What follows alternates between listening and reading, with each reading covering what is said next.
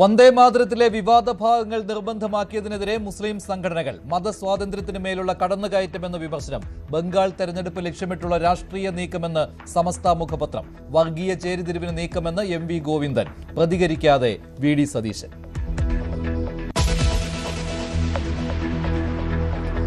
ശബരിമല സ്വർണ്ണക്കൊള്ളക്കേസിൽ പങ്കജ് ഭണ്ഡാരിക്ക് തിരിച്ചടി. അറസ്റ്റ് നിയമവിരുദ്ധമായി പ്രഖ്യാപിക്കണമെന്ന ഹർജി തള്ളി ഹൈക്കോടതി. സന്നിധാനത്ത് സ്വർണ്ണപ്പാളി പരിശോധന തുടരുന്നു. സാമ്പിളുകൾ ശേഖരിച്ച് SIT. സന്നിധാനത്തെ നടപടി 3 ദിവസം.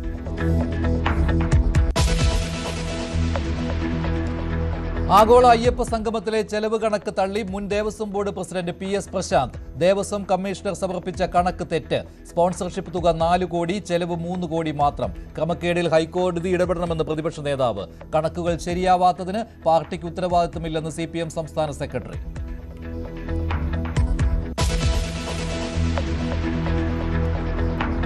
PT കുഞ്ഞുമുഹമ്മദിനെതിരെ തുറന്നു പറച്ചിലുമായി പരാതിക്കാരി. മുഖ്യമന്ത്രിക്ക് പരാതി നൽകിയിട്ടും നടപടി വൈകിയെന്ന് ഡോക്ടർ ആശ ആച്ചി ജോസഫ്. സഹതാപമല്ല, സമൂഹത്തിന്റെ ഐക്യദാർഢ്യമാണ് വേണ്ടത്. കേരളത്തിലാണ് ജീവിക്കുന്നതെന്നോർത്ത് അപമാനമെന്ന് പ്രതിപക്ഷ നേതാവ്.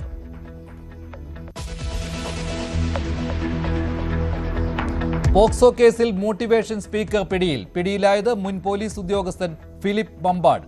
അറസ്റ്റ് 16-കാരിയെ പീഡിപ്പിച്ച കേസിൽ.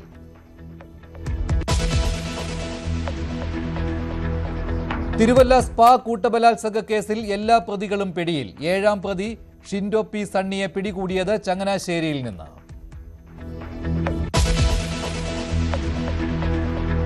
നിയമസഭാ തെരഞ്ഞെടുപ്പ് പ്രഖ്യാപനം ഉടനുണ്ടാകും. ഒരുക്കങ്ങൾ അവസാന ഘട്ടത്തിലെന്ന് തെരഞ്ഞെടുപ്പ് കമ്മീഷൻ. 21-ന് അന്തിമ വോട്ടർ പട്ടിക പ്രസിദ്ധീകരിക്കും. മുഖ്യ തെരഞ്ഞെടുപ്പ് കമ്മീഷണർ ഉടൻ കേരളത്തിലെത്തും. വോട്ടർ പട്ടികയിൽ ഇനിയും പേര് ചേർക്കാൻ അവസരം.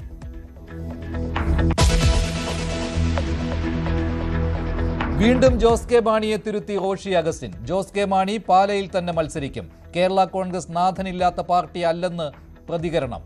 സിറ്റിംഗ് MLA മാർ പോലും മത്സരിക്കുന്നതിന് തീരുമാനമായിട്ടില്ലെന്ന് ജോസ് കെ മാണിയുടെ തിരുത്ത്.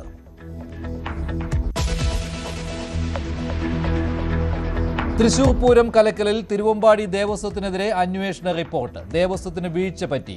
ഉദ്യോഗസ്ഥ ഗൂഢാലോചനയില്ല. ADGP അജിത് കുമാറിനെതിരെ പരാമർശമില്ലെന്ന് സൂചന. ക്രൈംബ്രാഞ്ച് റിപ്പോർട്ട് ADGPക്ക് നൽകി.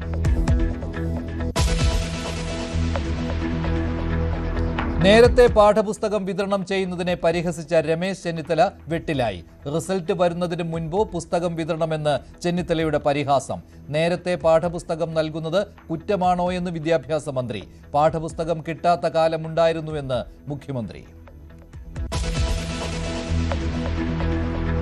തിരുവനന്തപുരം പാങ്ങോട് മിലിറ്ററി ക്യാമ്പിൽ മോഷണം. 2 കോടി വിലമതിക്കുന്ന ആനക്കൊമ്പുകൾ മോഷണം പോയി. നടന്നത് ഗുരുതരമായ സുരക്ഷാ വീഴ്ച.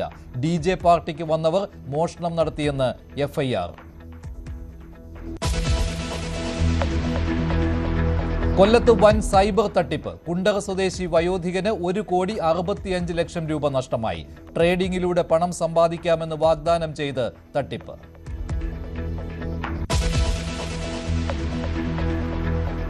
കർണാടകത്തിലെ ഹോസ്കോട്ടിൽ വാഹനാപകടത്തിൽ 6 മലയാളികൾ ഉൾപ്പെടെ 7 പേർക്ക് ദാരുണാന്ത്യം.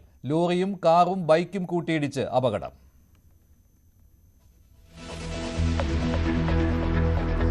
സൈനിക ശക്തി കൂട്ടാൻ സുപ്രധാന നീക്കവുമായി രാജ്യം. 114 റഫാൽ യുദ്ധവിമാനങ്ങൾ കൂടി വാങ്ങുന്നു. ഫ്രാൻസുമായി ഉടൻ കരാർ ഒപ്പിടും. ഫ്രഞ്ച് പ്രസിഡന്റ് ഇമ്മാനുവൽ മാക്രോൺ ഇന്ത്യയിലെത്തും. ബംഗ്ലാദേശിനെ ഇനി താരിഖ് റഹ്മാൻ നയിക്കും. BNP പാർട്ടിക്ക് ഉജ്ജ്വല വിജയം. അധികാരത്തിൽ തിരിച്ചെത്തുന്നത് അഴിമതി കേസിൽ ശിക്ഷിക്കപ്പെട്ട് നാടുവിട്ട നേതാവ്.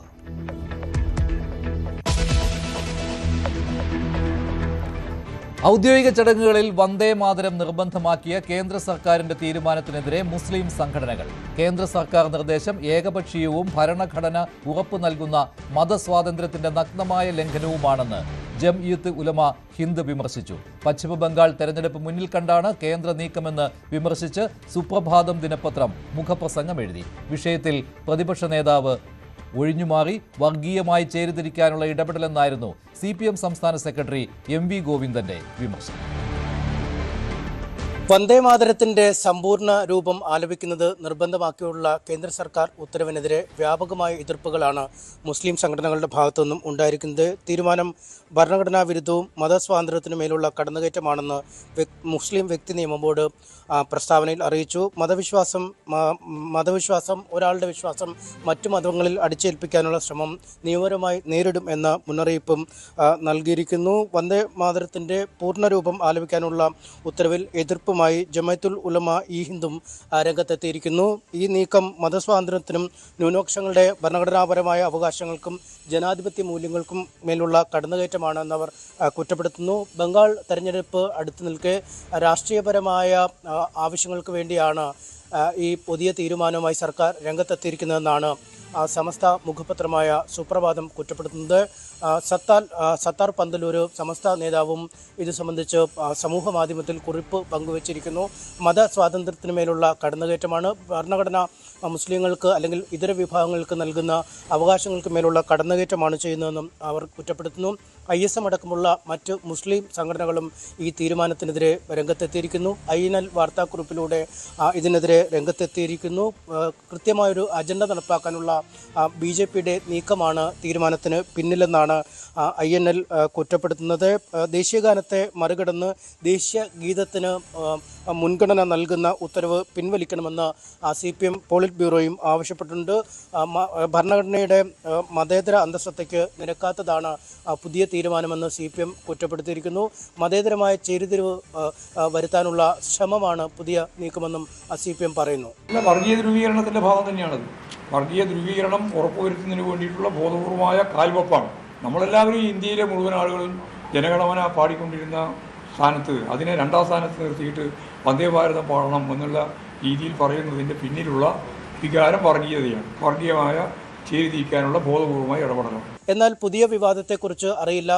വന്ദേ മാതരവുമായി ബന്ധപ്പെട്ട മുസ്ലിം സംഘടനകളെക്കുറിച്ച് കൃത്യമായി അറിവില്ല. ഇക്കാര്യത്തിൽ പഠിച്ച ശേഷം പ്രതികരിക്കാമെന്നായിരുന്നു പ്രതിപക്ഷ നേതാവ് VD സതീശന്റെ പ്രതികരണം. ഞാനത് പരിശോധിച്ചിട്ട് അഭിപ്രായം പറയാം. കഴിഞ്ഞ ദിവസമാണ് വന്ദേ മാതരം സ്കൂളുകളിലും സർക്കാർ ചടങ്ങുകളിലും നിർബന്ധമാക്കിയുള്ള സർക്കാർ ഉത്തരവ് പുറത്തിറങ്ങിയത്. നേരത്തെ ഒഴിവാക്കിയ 3 ഖണ്ഡികകൾ പുതുതായി കൂട്ടിച്ചേർക്കുകയും ചെയ്തിരുന്നു.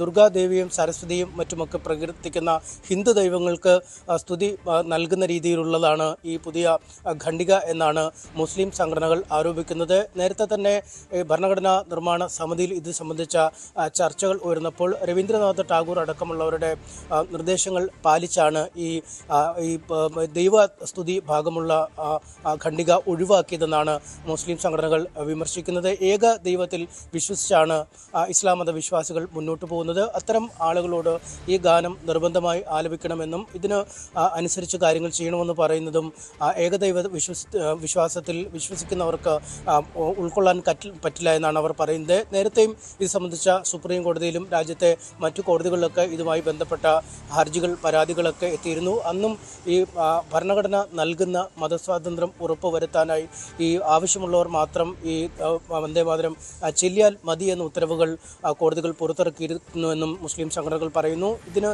വിരുദ്ധമായുള്ള നിലപാടുകളുമായാണ് മുന്നോട്ട് പോകുന്നത്. എന്തായാലും കൂടുതൽ സംഘടനകൾ ഈ വിഷയത്തിൽ പ്രതികരണവുമായി മുന്നോട്ട് വന്നുകൊണ്ടിരിക്കുന്നു. വലിയ വിവാദമായി തന്നെ ഈ വിഷയം മാറാനാണ് സാധ്യത. ബംഗാൾ തെരഞ്ഞെടുപ്പ് അടുത്ത് നിൽക്കെ ഒരു വലിയ രാഷ്ട്രീയ ആയുധമായി പ്രചാരണ ആയുധമായി BJPയും ഇത് മാറ്റുമെന്ന കാര്യം ഉറപ്പാണ്. AP വിഭാഗം സമസ്ത 100ാം വാർഷികാഘോഷ വിളംബര സമ്മേളനം നാളെ മലപ്പുറം കോട്ടക്കലിൽ നടക്കും. സമ്മേളനം സുന്നി ഐക്യത്തിന് വഴി തുറക്കുമോ എന്നതാണ് പ്രധാന ചോദ്യം. എല്ലാവരും സമസ്തയിലേക്ക് തിരിച്ചെത്തണം എന്ന ജിഫ്രി മുത്തുക്കോയ തങ്ങളുടെ ഐക്യാഹ്വാനത്തോടുള്ള പ്രതികരണം കോട്ടയ്ക്കലിൽ ഉണ്ടാകുമെന്നാണ് കാന്തപുരം AP അബൂബക്കർ മുസ്ലിയാർ പറഞ്ഞത്. AK വിഭാഗങ്ങൾ ഒരുമിച്ച് ചേരുമോ എന്ന നിർണായക ചോദ്യത്തിന് ഒരുപക്ഷേ ഉത്തരം നാളെ ഉണ്ടായേക്കും. സുന്നി ഐക്യം യാഥാർത്ഥ്യമാകുമോ എന്ന ചോദ്യത്തിനുത്തരം നാളെ AP അബൂബക്കർ മുസ്ലിയാർ കോട്ടയ്ക്കലിൽ ഇവിടെ നടക്കാൻ പോകുന്ന ഈ സമ്മേളനത്തിൽ നൽകുമോ എന്നുള്ള ചോദ്യമാണ് ഉയരുന്നത്. കോട്ടയ്ക്കൽ പുത്തൂരിലാണ് 100ാം വാർഷികാഘോഷത്തിൻ്റെ വിളംബര സമ്മേളനം AP വിഭാഗം വിളിച്ചു ചേർത്തിരിക്കുന്നത്. പ്രധാനമായിട്ടും കഴിഞ്ഞ ആഴ്ച കാസർഗോഡ് നടന്ന IK വിഭാഗത്തിൻ്റെ 100ാം വാർഷികാഘോഷത്തിൽ ജെഫ്രി മുത്തുക്കോയത്തങ്ങൾ ഐക്യാഹ്വാനം നടത്തിയിരുന്നു. ഇതിനുള്ള മറുപടി കോട്ടക്കലിൽ നടക്കുന്ന വിളംബര സമ്മേളനത്തിൽ നൽകുമെന്നായിരുന്നു AP അബൂബക്കർ മുസ്ലിയാർ പറഞ്ഞിരുന്നത്. ആ ഒരു മറുപടി എന്താകും എന്നാണ് അറിയേണ്ടത്. പ്രധാനമായിട്ടും പല ചോദ്യങ്ങൾ ഉയരുന്നുണ്ട്. നേരത്തെ ഉണ്ടായിരുന്നതിന് വ്യത്യസ്തമായിട്ടുള്ളൊരു നിലപാടാണ് പല വിഷയങ്ങളിലും മുസ്ലിം ലീഗുമായിട്ട് AP വിഭാഗം സ്വീകരിച്ചിരിക്കുന്നത്. മാത്രമല്ല IK വിഭാഗവുമായിട്ടും മുമ്പത്തെ അത്ര തർക്കങ്ങളില്ല. പല വിഷയങ്ങളിലും ഐക്യപ്പെട്ട് കഴിഞ്ഞു. പല പരിപാടികളിലും നേതാക്കൾ ഒരുമിച്ച് പങ്കെടുക്കുന്നുണ്ട്, കൂടിക്കാഴ്ചകൾ നടത്തുന്നുണ്ട്. അപ്പോൾ സഹകരിക്കാവുന്ന മേഖലകളെല്ലാം സഹകരിക്കാവുന്ന തരത്തിലേക്കൊരു നിലപാടിലേക്ക് ഈ ഇരു വിഭാഗങ്ങളും എത്തുമോ എന്നുള്ളതാണ് അറിയേണ്ടത്. പക്ഷേ അപ്പോഴും നമുക്കറിയാം ഇതിൻ്റെ ഒരു ചരിത്രം, ഭിന്നതയുടെ ചരിത്രവും അതിൻ്റെ കാരണങ്ങളൊക്കെ പൂർണ്ണമായിട്ടും ഇപ്പോഴും പരിഹരിക്കപ്പെട്ടോ എന്നുള്ള ചോദ്യം ഉയരുന്നതാണ്. മുസ്ലിം ലീഗുമായിട്ടുണ്ടായിരുന്ന സമസ്തയുടെ അടുപ്പം തന്നെയാണ് ഈ ഒരു ഭിന്നതയിലേക്ക് വഴിവെച്ചത്. മറ്റു പല കാരണങ്ങളും അതിന് പിന്നിലുണ്ടായിരുന്നു. എന്നാൽ മാറിയ സാഹചര്യത്തിൽ ലീഗ് മുൻകൈയെടുത്തൊരു ഐക്യം അത് സാധ്യമാകില്ലെന്ന് ഇരു വിഭാഗത്തിലെ നേതാക്കൾ നേരത്തെ തന്നെ വ്യക്തമാക്കിയതാണ്. ഇപ്പോൾ സമസ്തയിലെ തന്നെ രണ്ട് വിഭാഗത്തിലെ നേതാക്കൾ അത്തരത്തിലൊരു നീക്കം നടത്തുമ്പോൾ പ്രധാനമായിട്ടും ഈ ഐക്യപ്പെട്ട് കഴിഞ്ഞാൽ ഉയരുന്ന ഒരു ചോദ്യം ഈ സമസ്തയുടെ നിയന്ത്രണത്തിലുള്ള IKയുടെയും APയുടെയും വിഭാഗത്തിലുള്ള സ്ഥാവര ജഗമവസ്തുക്കളും വിദ്യാഭ്യാസ സ്ഥാപനങ്ങളും കെട്ടിടങ്ങളും തുടങ്ങി കണക്കിന് രൂപയുടെ വിലമതിക്കുന്ന സ്വത്തുവകകളുണ്ട്. അതിൻ്റെയൊക്കെ ഉടമസ്ഥാവകാശം എങ്ങനെയാകുമെന്ന ചോദ്യം തന്നെയാണ് ഉയരുന്നത്. അതൊരു ഐക്യത്തിന് ആ കാര്യത്തിൽ ഐക്യപ്പെടൽ എങ്ങനെയാകും എന്നുള്ളതാണ് പരിഹരിക്കപ്പെടേണ്ടതായിട്ട് ഉയരുന്നൊരു ചോദ്യം. മറ്റ് നിലപാടുകളൊക്കെ സഹകരിക്കാൻ കഴിയുന്ന മേഖലകളിൽ സഹകരിച്ച് മുന്നോട്ട് പോകുന്ന തരത്തിലേക്കുള്ള സാഹചര്യങ്ങൾ ഉണ്ടാകുമെന്ന് കണക്കാക്കുന്നുണ്ട്. അതോടൊപ്പം തന്നെ നാളത്തെ സമ്മേളനത്തിൽ പ്രധാനമായിട്ടും 100ാം വാർഷികാഘോഷം, AP വിഭാഗത്തിന് 100ാം വാർഷികാഘോഷം, അതിൻ്റെ വേദി, സമയം, അതിലെ മറ്റു കാര്യങ്ങളൊക്കെ നാളെ നടക്കുന്ന ഈ ഒരു വിളംബര സമ്മേളനത്തിലായിരിക്കും ഉണ്ടാവുക. ഒപ്പം തന്നെ ഐക്യാഹ്വാനത്തിനുള്ള മറുപടി AP അബൂബക്കർ മുസ്ലിയാർ എന്താകും നൽകുക എന്നുള്ളതും നാളത്തെ സമ്മേളനത്തെ പ്രധാനപ്പെട്ടതാക്കുന്നുണ്ട്. അഖിലോട്ട് പറയ്ക്കൊപ്പം CV അനുമോദ്, ന്യൂസ് 18. ആഗോള അയ്യപ്പ സംഗമത്തിനായി ദേവസ്വം ബോർഡിൽ നിന്ന് ₹1 പോലും ചെലവഴിച്ചിട്ടില്ലെന്ന് വിശദീകരിച്ച് തിരുവിതാംകൂർ ദേവസ്വം ബോർഡ് മുൻ പ്രസിഡന്റ് PS പ്രശാന്ത്. അയ്യപ്പ സംഗമത്തിനായി ചെലവഴിച്ചത് ₹3 കോടി. സ്പോൺസർഷിപ്പിലൂടെ ₹4 കോടി കിട്ടി. ഇപ്പോൾ വന്ന റിപ്പോർട്ട് എന്തിന്റെ അടിസ്ഥാനത്തിലാണെന്ന് അറിയില്ലെന്നും ഫേസ്ബുക്ക് കുറിപ്പിൽ പ്രശാന്ത് പറയുന്നുണ്ട്. കൂടുതൽ വിവരങ്ങളുമായി തിരുവനന്തപുരം ബ്യൂറോയിൽ നിന്ന് VV അരുൺ ചേരുന്നുണ്ട്. അരുൺ, ദേവസ്വം കമ്മീഷണറുടെ ഒരു മുൻ റിപ്പോർട്ട് കൂടി, അത് നവംബറിൽ കൊടുത്ത റിപ്പോർട്ടാണ് 4/11. ആ റിപ്പോർട്ട് കൂടി ചേർത്തുകൊണ്ടാണല്ലോ ഇപ്പോൾ Facebook post Thiruvithamkoor Devaswom board മുൻ പ്രസിഡന്റ് PS പ്രശാന്ത് ഇട്ടിരിക്കുന്നത്. പക്ഷേ ഇതിലും അദ്ദേഹം അവസാനം പറയുന്നത് ₹4,99,00,000 ആയി സംഗമത്തിനെന്നാണ്. പക്ഷേ അതിന് മുകളിൽ അദ്ദേഹം എഴുതിയിരിക്കുന്നതാകട്ടെ ₹3 കോടി ചെലവഴിച്ചിട്ടുള്ളൂ. ദേവസ്വം ബോർഡിൽ നിന്ന് എടുത്ത തുക തിരിച്ചടയ്ക്കുകയും ചെയ്തിട്ടുണ്ട് എന്നാണ്. പക്ഷേ അതിൽ വലിയ വൈരുദ്ധ്യമാണല്ലോ അദ്ദേഹത്തിന് ഈ ഫേസ്ബുക്ക് പോസ്റ്റിലും കാണാൻ കഴിയുന്നത്.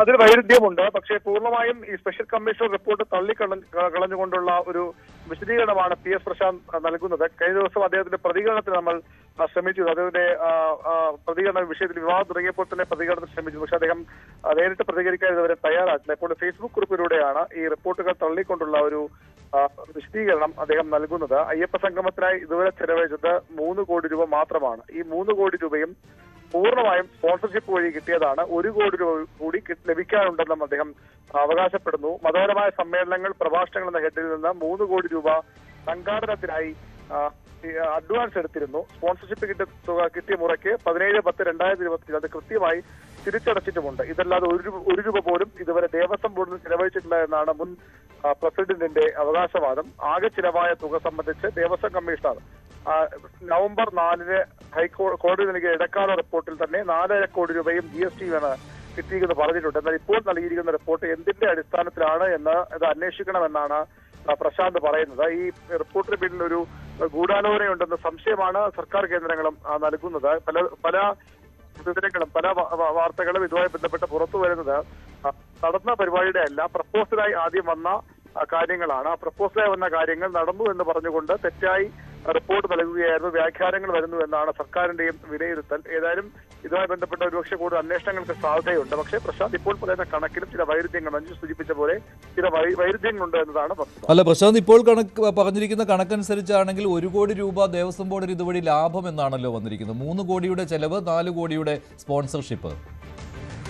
അത് തന്നെയാണ് ഇപ്പോഴത്തെ കണക്ക്. പ്രശാന്തിന്റെ കണക്ക് അനുസരിച്ചാണെങ്കിൽ അങ്ങനെയാണെങ്കിൽ ₹3 കോടി മാത്രമാണ്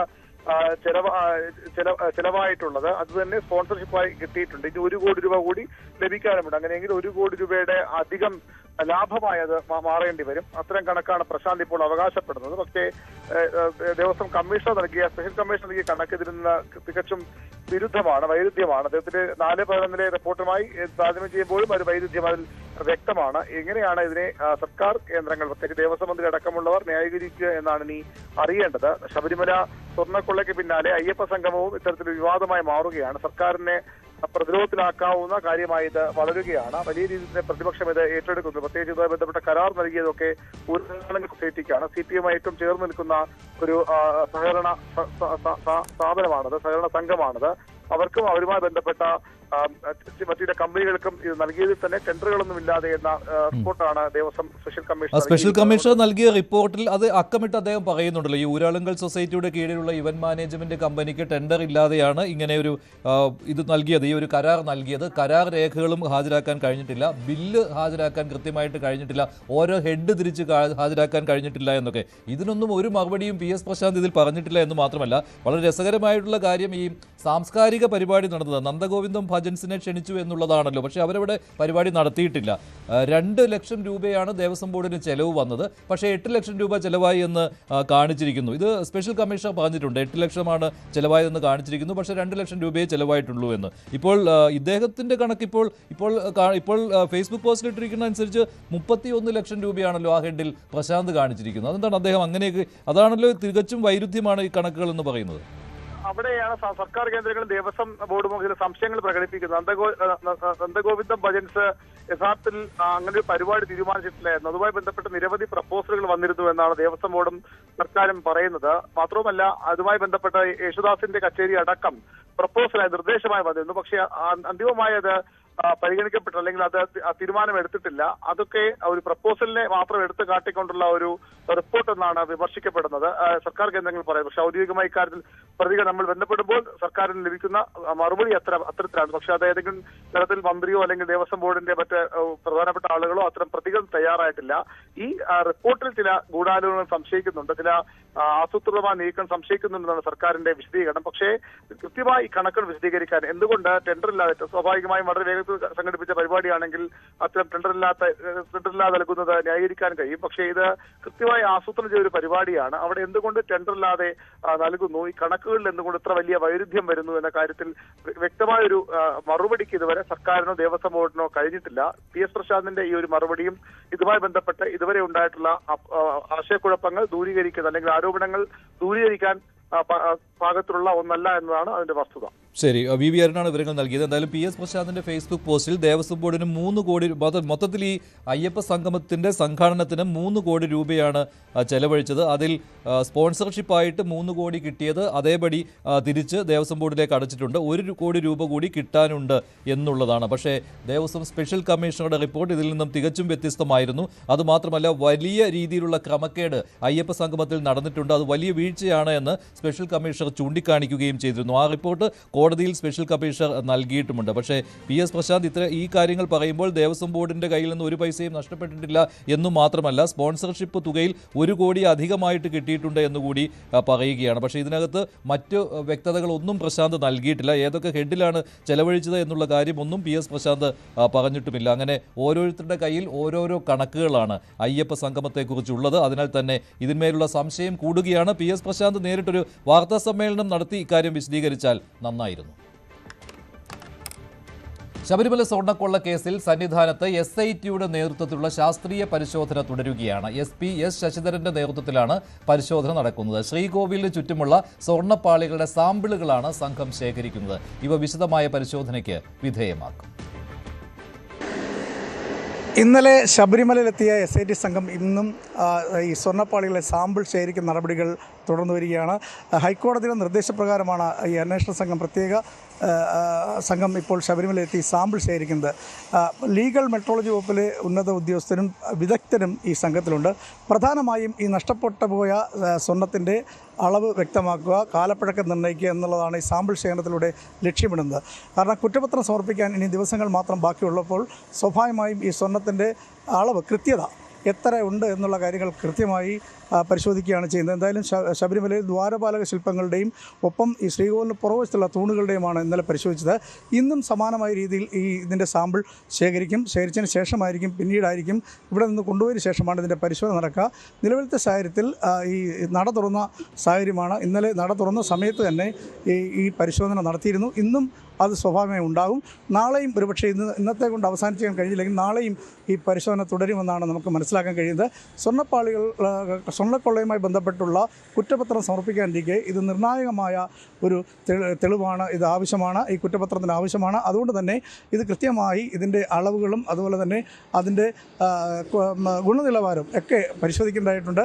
99-ലാണ് വിജയം മല്യ ഈ സ്വർണം അവിടെ പൂശിയത്. അതുകൊണ്ട് തന്നെ ഈ ശ്രീകോവിലിന് ചുറ്റുമുള്ള തൂണുകളിലും ദ്വാരപാല ശില്പങ്ങളുടെയൊക്കെ ഈ സാമ്പിളുകൾ ശേഖരിച്ചതിന് ശേഷം ഭാഭ അറ്റോമിക് റിസർച്ച് സെൻ്ററിലാണ് ഇതിൻ്റെ പരിശോധന നടക്കുന്നത്. അവിടത്തേക്ക് അയക്കും. അതിനുശേഷമായിരിക്കും കുറ്റപത്രം സമർപ്പിക്കുക. എന്തായാലും നിലവിലത്തെ സാഹചര്യത്തിൽ ഈ ശബരിമല കൊള്ളയുമായി ബന്ധപ്പെട്ട 5ഓളം പ്രതികൾക്ക് ജാമ്യം ലഭിച്ചൊരു സാഹചര്യമുണ്ട്. അതുകൊണ്ട് തന്നെ കേസിന് നിർണായകമായ ഒരു തെളിവാണ് ഈ നഷ്ടപ്പെട്ട സ്വർണ്ണം വീണ്ടെടുക്കുക എന്നുള്ളത്. അതാണ് പ്രധാനമായും സംഘം പരിശോധിക്കുന്നത്. നാളെയും ഒരുപക്ഷെ ഇന്നുകൊണ്ട് പൂർത്തിയായില്ലെങ്കിൽ നാളെയും ഇത് പരിശോധിക്കാൻ സാധ്യതയുണ്ടെന്നാണ് മനസ്സിലാക്കാൻ കഴിയുന്നത്. ശബരിമല സ്വർണ്ണക്കൊള്ള കേസിൽ സ്മാർട്ട് ക്രിയേഷൻസ് ഉടമ പങ്കജ് ഭണ്ഡാരിക്ക് തിരിച്ചടി. തനിക്കെതിരായ എഫ്ഐആർ റദ്ദാക്കണം എന്നുള്ള ആവശ്യം ഹൈക്കോടതി തള്ളി. അറസ്റ്റ് നിയമവിരുദ്ധമായി പ്രഖ്യാപിക്കണമെന്ന ഹർജിയാണ് തള്ളിയത്. SITയുടെ നടപടിക്രമങ്ങളിൽ വീഴ്ചയില്ലെന്ന് കോടതി വിലയിരുത്തി.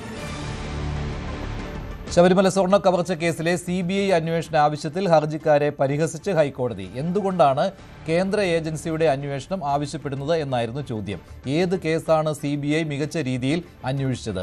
അടുത്ത കാലത്തുള്ള 5 കേസുകൾ പറയാമോ എന്നും ഹൈക്കോടതി ദേവസ്വം ബെഞ്ച് ചോദിച്ചു. BJP സംസ്ഥാന പ്രസിഡന്റ് രാജീവ് ചന്ദ്രശേഖർ, തന്ത്രിസഭ ഉൾപ്പെടെയുള്ളവരായിരുന്നു ഹർജിക്കാർ. CBI അന്വേഷണം ആവശ്യപ്പെട്ടുള്ള ഹർജികൾ ഹൈക്കോടതി ഒരുമിച്ച് പരിഗണിക്കും.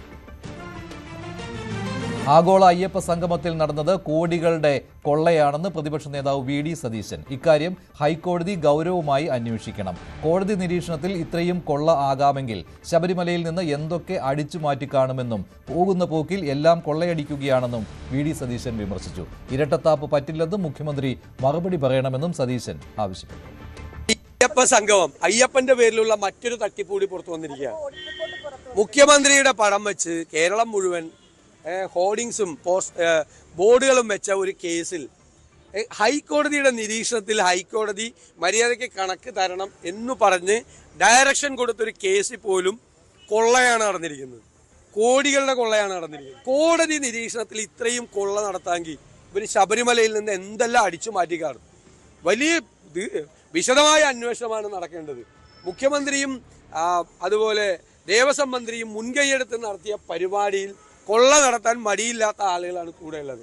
ദേവസ്വം ബോർഡിന്റെ മറവിൽ നടത്തിയിരിക്കുന്ന, ദേവസ്വം വകുപ്പിന്റെ മറവിൽ നടത്തിയിരിക്കുന്ന ഈ കൊള്ളയെക്കുറിച്ച് ഹൈക്കോടതി ഗൗരവതരമായി അന്വേഷിച്ച് കുറ്റക്കാർക്കെതിരായി നടപടിയെടുക്കുന്നതാണ്. ഇത്രയും വലിയ വിവാദം വന്നിട്ടും ഈ ആഗോള അയ്യപ്പ സംഗമത്തിന്റെ പേരിൽ ഇത്രയും കോടി രൂപ കൊള്ളയടിച്ചു. അതിനുള്ള ധൈര്യം പോണ പോക്കിൽ എല്ലാം കാലിയാക്കിക്കൊണ്ട് എല്ലാം കൊള്ളയടിച്ചുകൊണ്ടുള്ള പോകുന്ന പോക്കാണ്. കിട്ടാവുന്നതെല്ലാം അടിച്ചു മാറ്റാനുള്ള പരിപാടിയാണ് ഇത് ചെയ്തുകൊണ്ടിരിക്കുന്നത്. ആഗോള അയ്യപ്പ സംഗമത്തിൽ നടന്നത് വൻ തട്ടിപ്പാണെന്ന് രമേശ് ചെന്നിത്തല. മന്ത്രി VN വാസവനെതിരെ അവകാശ ലംഘനത്തിന് നോട്ടീസ് നൽകും. ഊരാളുങ്കൽ സൊസൈറ്റിയെ എങ്ങനെ കരാർ ഏൽപ്പിച്ചു? അവിടെ ഉണ്ടായിരുന്ന ഭക്ഷണം വെട്ടിമൂടുകയായിരുന്നു. സ്വർണം മാത്രമല്ല, ശബരിമലയിൽ നിന്ന് ദേവസ്വം ബോർഡിന്റെ പണവും അടിച്ചു മാറ്റിയിട്ടുണ്ട്. ആഗോള അയ്യപ്പ സംഗമത്തിന്റെ പേരിൽ വൻ അഴിമതിയാണ് നടന്നതെന്നും ചെന്നിത്തല കുറ്റപ്പെട്ടു. ദേവസ്വം മന്ത്രി ശ്രീ വാസവനെതിരായി ഒരു പ്രിവിലേജ് മോഷൻ സ്പീക്കർക്ക് നോട്ടീസ് കൊടുക്കുക. അദ്ദേഹം പറഞ്ഞത് ആഗോള അയ്യപ്പ സംഗമത്തിൽ ദേവസ്വം ബോർഡിൽ നിന്ന് ഈ പരിപാടിക്ക് കൊടുത്ത പണം എല്ലാം തിരിച്ചടച്ചെന്നാണ്. പക്ഷെ ഇപ്പൊ തെളിഞ്ഞിരിക്കുന്നു മുഴുവൻ പണവും തിരിച്ചടച്ചിട്ടില്ല. നിയമസഭയെ തെറ്റിദ്ധരിപ്പിക്കുകയാണ് ശ്രീ വാസവൻ ചെയ്യുന്നത്. അദ്ദേഹത്തിനെതിരെ പ്രിവിലേജ് മൂവ് ചെയ്യാൻ വേണ്ടി ഞാൻ സ്പീക്കർക്ക് കത്ത് ഇന്ന് നൽകുകയാണ്. അത് നിയമസഭയെ തെറ്റിദ്ധരിപ്പിക്കലാണ്, നിയമസഭയുടെ അവകാശങ്ങളുടെ ലംഘനമാണ്. അത് ഒരിക്കലും മന്ത്രിയുടെ സ്ഥാനത്ത് ഇരുന്നുകൊണ്ട് ശ്രീ വാസവൻ ചെയ്യാൻ പാടില്ലാത്തതാണ്. അതുകൊണ്ട് അദ്ദേഹത്തിന്റെ പേരിൽ പ്രിവിലേജ് ഉണ്ട് എന്നുള്ളത് മനസ്സിലാക്കിക്കൊണ്ടാണ് പ്രിവിലേജ് മോഷൻ മൂവ് ചെയ്യാൻ വേണ്ടിയിട്ടുള്ള കത്ത് ഇന്ന് സ്പീക്കർക്ക് നൽകുന്നത്. PT കുഞ്ഞുമുഹമ്മദിനെതിരായ ലൈംഗിക അതിക്രമ കേസുമായി ബന്ധപ്പെട്ട് തുറന്നു പറച്ചിലുമായി പരാതിക്കാരി ഡോക്ടർ ആശ ആച്ചി ജോസഫ്. കുഞ്ഞുമുഹമ്മദ് നടത്തിയ അതിക്രമം ബോധപൂർവമായിരുന്നെന്നും മുഖ്യമന്ത്രിക്ക് പരാതി നൽകിയിട്ടും വാർത്ത വരും വരെ പോലീസ് FIR ഇട്ടില്ലെന്നും ആശ ആരോപിച്ചു. അതിക്രമം നേരിട്ടപ്പോൾ മിണ്ടാതിരിക്കണമെന്ന് പലരും ഉപദേശിച്ചെന്നും സഹതാപമല്ല സമൂഹത്തിന്റെ ഐക്യദാർഢ്യമാണ് വേണ്ടതെന്നും ആശ പറയുന്നു. തന്റെ ഐഡന്റിറ്റിയും ലൈംഗിക അതിക്രമം നടത്തിയ ആളുടെ വിവരങ്ങളും അടക്കം പറഞ്ഞാണ് ആശ ആച്ചി ജോസഫ് തനിക്കുണ്ടായ ദുരനുഭവം വിവരിക്കുന്നത്. ഇര, അതിജീവിത എന്നീ പദങ്ങൾ തനിക്ക് നേരെ പ്രയോഗിക്കുമ്പോൾ വ്യക്തിയെന്ന തന്റെ അടിസ്ഥാന അവകാശം പോലും മായ്ക്കുവാൻ സമൂഹം ശ്രമിക്കുന്നതായി അനുഭവപ്പെടുന്നു എന്നാണ് ആശ പറയുന്നത്. മുഖ്യമന്ത്രിക്ക് പരാതി നൽകിയിട്ടും നടപടി സ്വീകരിക്കാത്തതിന്റെ അതൃപ്തി പ്രകടിപ്പിക്കുകയാണ് ആശ. നിശബ്ദയാകാൻ ഒരുക്കമല്ല എന്നുകൂടി അവർ മനോരമയിൽ എഴുതിയ ലേഖനത്തിൽ പറയുന്നുണ്ട്. നവംബർ 24-ന് പരാതി നൽകി. എന്നാൽ ഡിസംബർ 8-ന് ചാനലുകളിൽ വാർത്ത വരും വരെ പോലീസ് FIR ഇട്ടില്ല. തന്നോട് മിണ്ടാതിരിക്കണമെന്ന് പലരും ഉപദേശിച്ചു. സഹതാപമല്ല സമൂഹത്തിന്റെ ഐക്യദാർഢ്യമാണ് വേണ്ടതെന്നും അവർ പറയുന്നുണ്ട്. പലരും ഒത്തുതീർപ്പിനായി സമീപിച്ചു. എളുപ്പമായതുകൊണ്ടല്ല സംസാരിക്കുന്നത്. നിശബ്ദയാകാൻ തന്റെ മേൽ അടിച്ചേൽപ്പിക്കപ്പെട്ട രണ്ടാമത്തെ അതിക്രമമാണ് ഇതെന്നും ആശ പറഞ്ഞു വെക്കുന്നു. 2025-ലെ IFFKയിലേക്കുള്ള സിനിമകളുടെ തിരഞ്ഞെടുപ്പിനായുള്ള ജൂറി ചെയർമാനായിരുന്ന PT കുഞ്ഞുമുഹമ്മദ് ജൂറി അംഗമായ ആശ ആച്ചിയോട് ഹോട്ടൽ മുറിയിൽ വെച്ച് അപമര്യാദയായി പെരുമാറി എന്നാണ് കേസ്. പരാതിയിൽ പറയുന്ന ഹോട്ടലിലെ CCTV ദൃശ്യങ്ങളടക്കം പരിശോധിച്ചാണ് പോലീസ് പിന്നീട് കേസെടുത്തത്. അതേസമയം പരാതി കുഞ്ഞുമുഹമ്മദ് നിഷേധിച്ചിരുന്നു. അപമര്യാദയായി പെരുമാറിയിട്ടില്ലെന്നും പരാതിക്കാരി തെറ്റിദ്ധരിച്ചതാണെന്നും അവരോട് മാപ്പ് പറയാൻ തയ്യാറാണ് എന്നുമായിരുന്നു PT കുഞ്ഞുമുഹമ്മദിന്റെ പ്രതികരണം. എന്തായാലും അതിൽ നടപടികളൊന്നും ഉണ്ടാകാത്ത സാഹചര്യത്തിൽ ആണ് ആശ ആച്ചി ഇത്രയും വലിയൊരു പ്രതികരണവുമായി രംഗത്തെത്തിയിരിക്കുന്നത്. PT കുഞ്ഞുമുഹമ്മദിനെതിരായ ലൈംഗിക അതിക്രമ കേസിൽ സംവിധായികയുടെ തുറന്നു പറച്ചിലിന് പിന്നാലെ മുഖ്യമന്ത്രിക്കെതിരെ വിമർശനവുമായി VD സതീശൻ. പരാതി നൽകിയിട്ടും FIR എടുക്കാൻ പോലും തയ്യാറാകാതിരുന്നത് മുഖ്യമന്ത്രിയുടെ ഭാഗത്തു നിന്നുണ്ടായ ഗുരുതര തെറ്റാണെന്ന് സതീശൻ വിമർശിച്ചു. കേരളത്തിലാണ് ജീവിക്കുന്നത് എന്നോർത്ത് അപമാനം തോന്നുന്നതായും സതീശൻ പറഞ്ഞു. നമ്മൾ കേരളത്തിലാണ് ജീവിക്കുന്നതെന്നോർത്ത് അപമാനം തോന്നി എനിക്ക്. ഇത്ര വലിയ കൊട്ടിഘോഷിക്കപ്പെട്ട ഈ കേരളത്തിൽ സ്ത്രീ സുരക്ഷയെ പറ്റിയൊക്കെ എല്ലാവരും നാഴികയ്ക്ക് 40 വട്ടം പ്രസംഗിക്കുന്ന ഒരു സ്ഥലത്ത് മുഖ്യമന്ത്രിക്ക് കൊടുത്തൊരു പരാതിയിൽ FIR കൊടുക്കാൻ പോലും തയ്യാറായില്ല. അവരുടെ ഭാഗമായി പ്രവർത്തിക്കുന്ന ആളുകൾക്കെതിരായി ഇത്തരം ആരോപണങ്ങൾ വരുമ്പോൾ മുഖവിലക്കെടുക്കാതെ അത് 14 ദിവസത്തോളം വലിച്ചു നീട്ടി കൊണ്ടുപോയി എന്നുള്ളതാണ് തെറ്റാണ് മുഖ്യമന്ത്രിയുടെ ഭാഗത്തു നിന്നുണ്ടായത്. ഗുരുതരമായ തെറ്റാണ് മുഖ്യമന്ത്രിയുടെ ഭാഗത്തു നിന്നുണ്ടായത്. മുഖ്യമന്ത്രി ഇതിന് മറുപടി പറയാം. 24-ാം തീയതി കിട്ടിയ ഒരു കാര്യം 8-ാം തീയതി വരെ എന്തുകൊണ്ട് FIR എടുത്തില്ല എന്ന കാര്യത്തിന് മുഖ്യമന്ത്രി ആഭ്യന്തര വകുപ്പിന്റെ ചുമതലയുള്ള ആളാണ്. മുഖ്യമന്ത്രി മറുപടി പറഞ്ഞേ മതിയാവും. സംവിധായകൻ PT കുഞ്ഞുമുഹമ്മദിനെതിരെ ആശ ആച്ചി ജോസഫ് വനിതാ കമ്മീഷനും പരാതി നൽകിയിരുന്നുവെന്ന് കമ്മീഷൻ അധ്യക്ഷ P സതീദേവി. പരാതി മുഖ്യമന്ത്രിയുടെ ഓഫീസിന്റെ ശ്രദ്ധയിൽപ്പെടുത്തിയിരുന്നു. റിപ്പോർട്ടും ആവശ്യപ്പെട്ടിരുന്നു. പക്ഷേ കിട്ടിയില്ല. ആശ ആച്ചി ജോസഫിന്റെ തുറന്നെഴുത്ത് സ്വാഗതാർഹമാണെന്നും സതീദേവി പറഞ്ഞു. മുഖ്യമന്ത്രിക്ക് നൽകിയതിൻ്റെ ഒരു കോപ്പിയാണ് എന്നുള്ളത് കൊണ്ട് ഞങ്ങൾ അത് മുഖ്യമന്ത്രിയുടെ ഓഫീസിലേക്ക് തന്നെ ശ്രദ്ധയിൽപ്പെടുത്തുകയും ഇത് സംബന്ധിച്ചിട്ടുള്ള റിപ്പോർട്ട് ആവശ്യപ്പെടുകയാണ് ചെയ്തിട്ടുള്ളത്. പിന്നീട് മനസ്സിലാക്കാൻ കഴിഞ്ഞിട്ടുള്ളത് ആരോപണ വിധേയനായിട്ടുള്ള വ്യക്തിക്കെതിരായിട്ട് FIR ഇട്ടു എന്നും കേസ് രജിസ്റ്റർ ചെയ്യുന്നു എന്നും അയാളെ അറസ്റ്റ് ചെയ്തു എന്നുള്ളതാണ്.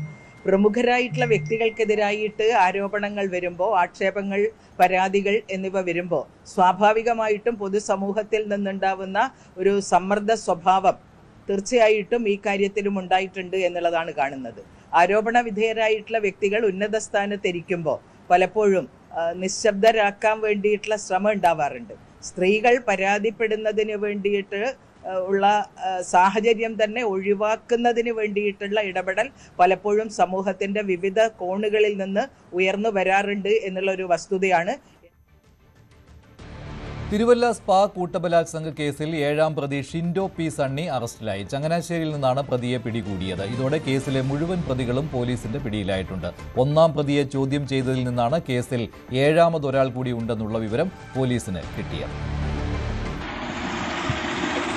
തിരുവല്ല സ്പായിലെ കൂട്ടബലാത്സംഗ കേസുമായി ബന്ധപ്പെട്ട് ഒരു പ്രതി കൂടി അറസ്റ്റിലായിരിക്കുന്നു.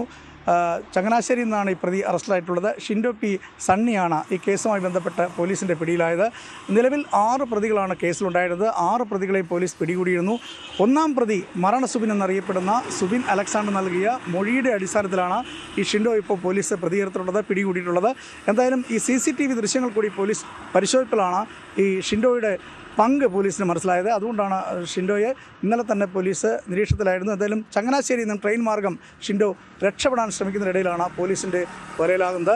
എന്തായാലും ഈ കേസുമായി ബന്ധപ്പെട്ട് സ്പായിലെ കൂട്ടബലാത്സംഗ കേസുമായി ബന്ധപ്പെട്ട് മുഴുവൻ പ്രതികളെയും തിരുവല്ല പോലീസ് പിടികൂടിയിരിക്കുന്നു. 2 പ്രതികൾ നേരിട്ട് പോലീസ് സ്റ്റേഷനിൽ വന്നാണ് നേരിട്ട് ഹാജരാകുകയായിരുന്നു. ഈ കേസുമായി ബന്ധപ്പെട്ട് പലതരത്തിലുള്ള ആരോപണങ്ങളും വിവാദങ്ങളും ഉണ്ടായിരുന്നു. നിലവിൽ ഇത് കൊട്ടേഷൻ ആക്രമണം എന്നാണ് ഈ സ്ഥാപനത്തിൻ്റെ ഉടമ വ്യക്തമാക്കിയത്. അത് അല്ല, നേരെ മറിച്ച് ഇത് ഗുണ്ടാപ്പിരിവുമായി ബന്ധപ്പെട്ടുള്ള തർക്കമാണ്. ആ ഗുണ്ടാപ്പിരിവുമായി 50,000 രൂപ ആവശ്യപ്പെട്ടാണ് പ്രതികൾ സ്പായിലെത്തുന്നത്. അവിടെ ജീവനക്കാരിയുമായി തർക്കം ഉണ്ടാകുന്നു. അതിനുശേഷമാണ് കൂട്ടബലാത്സംഗത്തിലേക്ക് കടക്കുന്നത്. എന്തായാലും ഈ കേസുമായി ബന്ധപ്പെട്ട് വലിയ വിവാദങ്ങളുണ്ടായിരുന്നു. പോലീസിനെതിരെ ചില വിമർശനങ്ങളുണ്ടായിരുന്നു. ഈ കാര്യങ്ങളെല്ലാം നിലനിൽക്കുമ്പോഴാണ് ഈ പ്രതികളെല്ലാം പോലീസിന് പെട്ടെന്ന് പിടികൂടാൻ കഴിഞ്ഞിട്ടുള്ളത്. നിലവിലത്തെ സാഹചര്യത്തിൽ പ്രതികളുടെ മൊഴികൾ ശേഖരിക്കുകയാണ്. ഇന്ന് പിടിയിലായ ഷിൻഡോയുടെ മൊഴിയും പോലീസ് ശേഖരിച്ചു വരികയാണ്.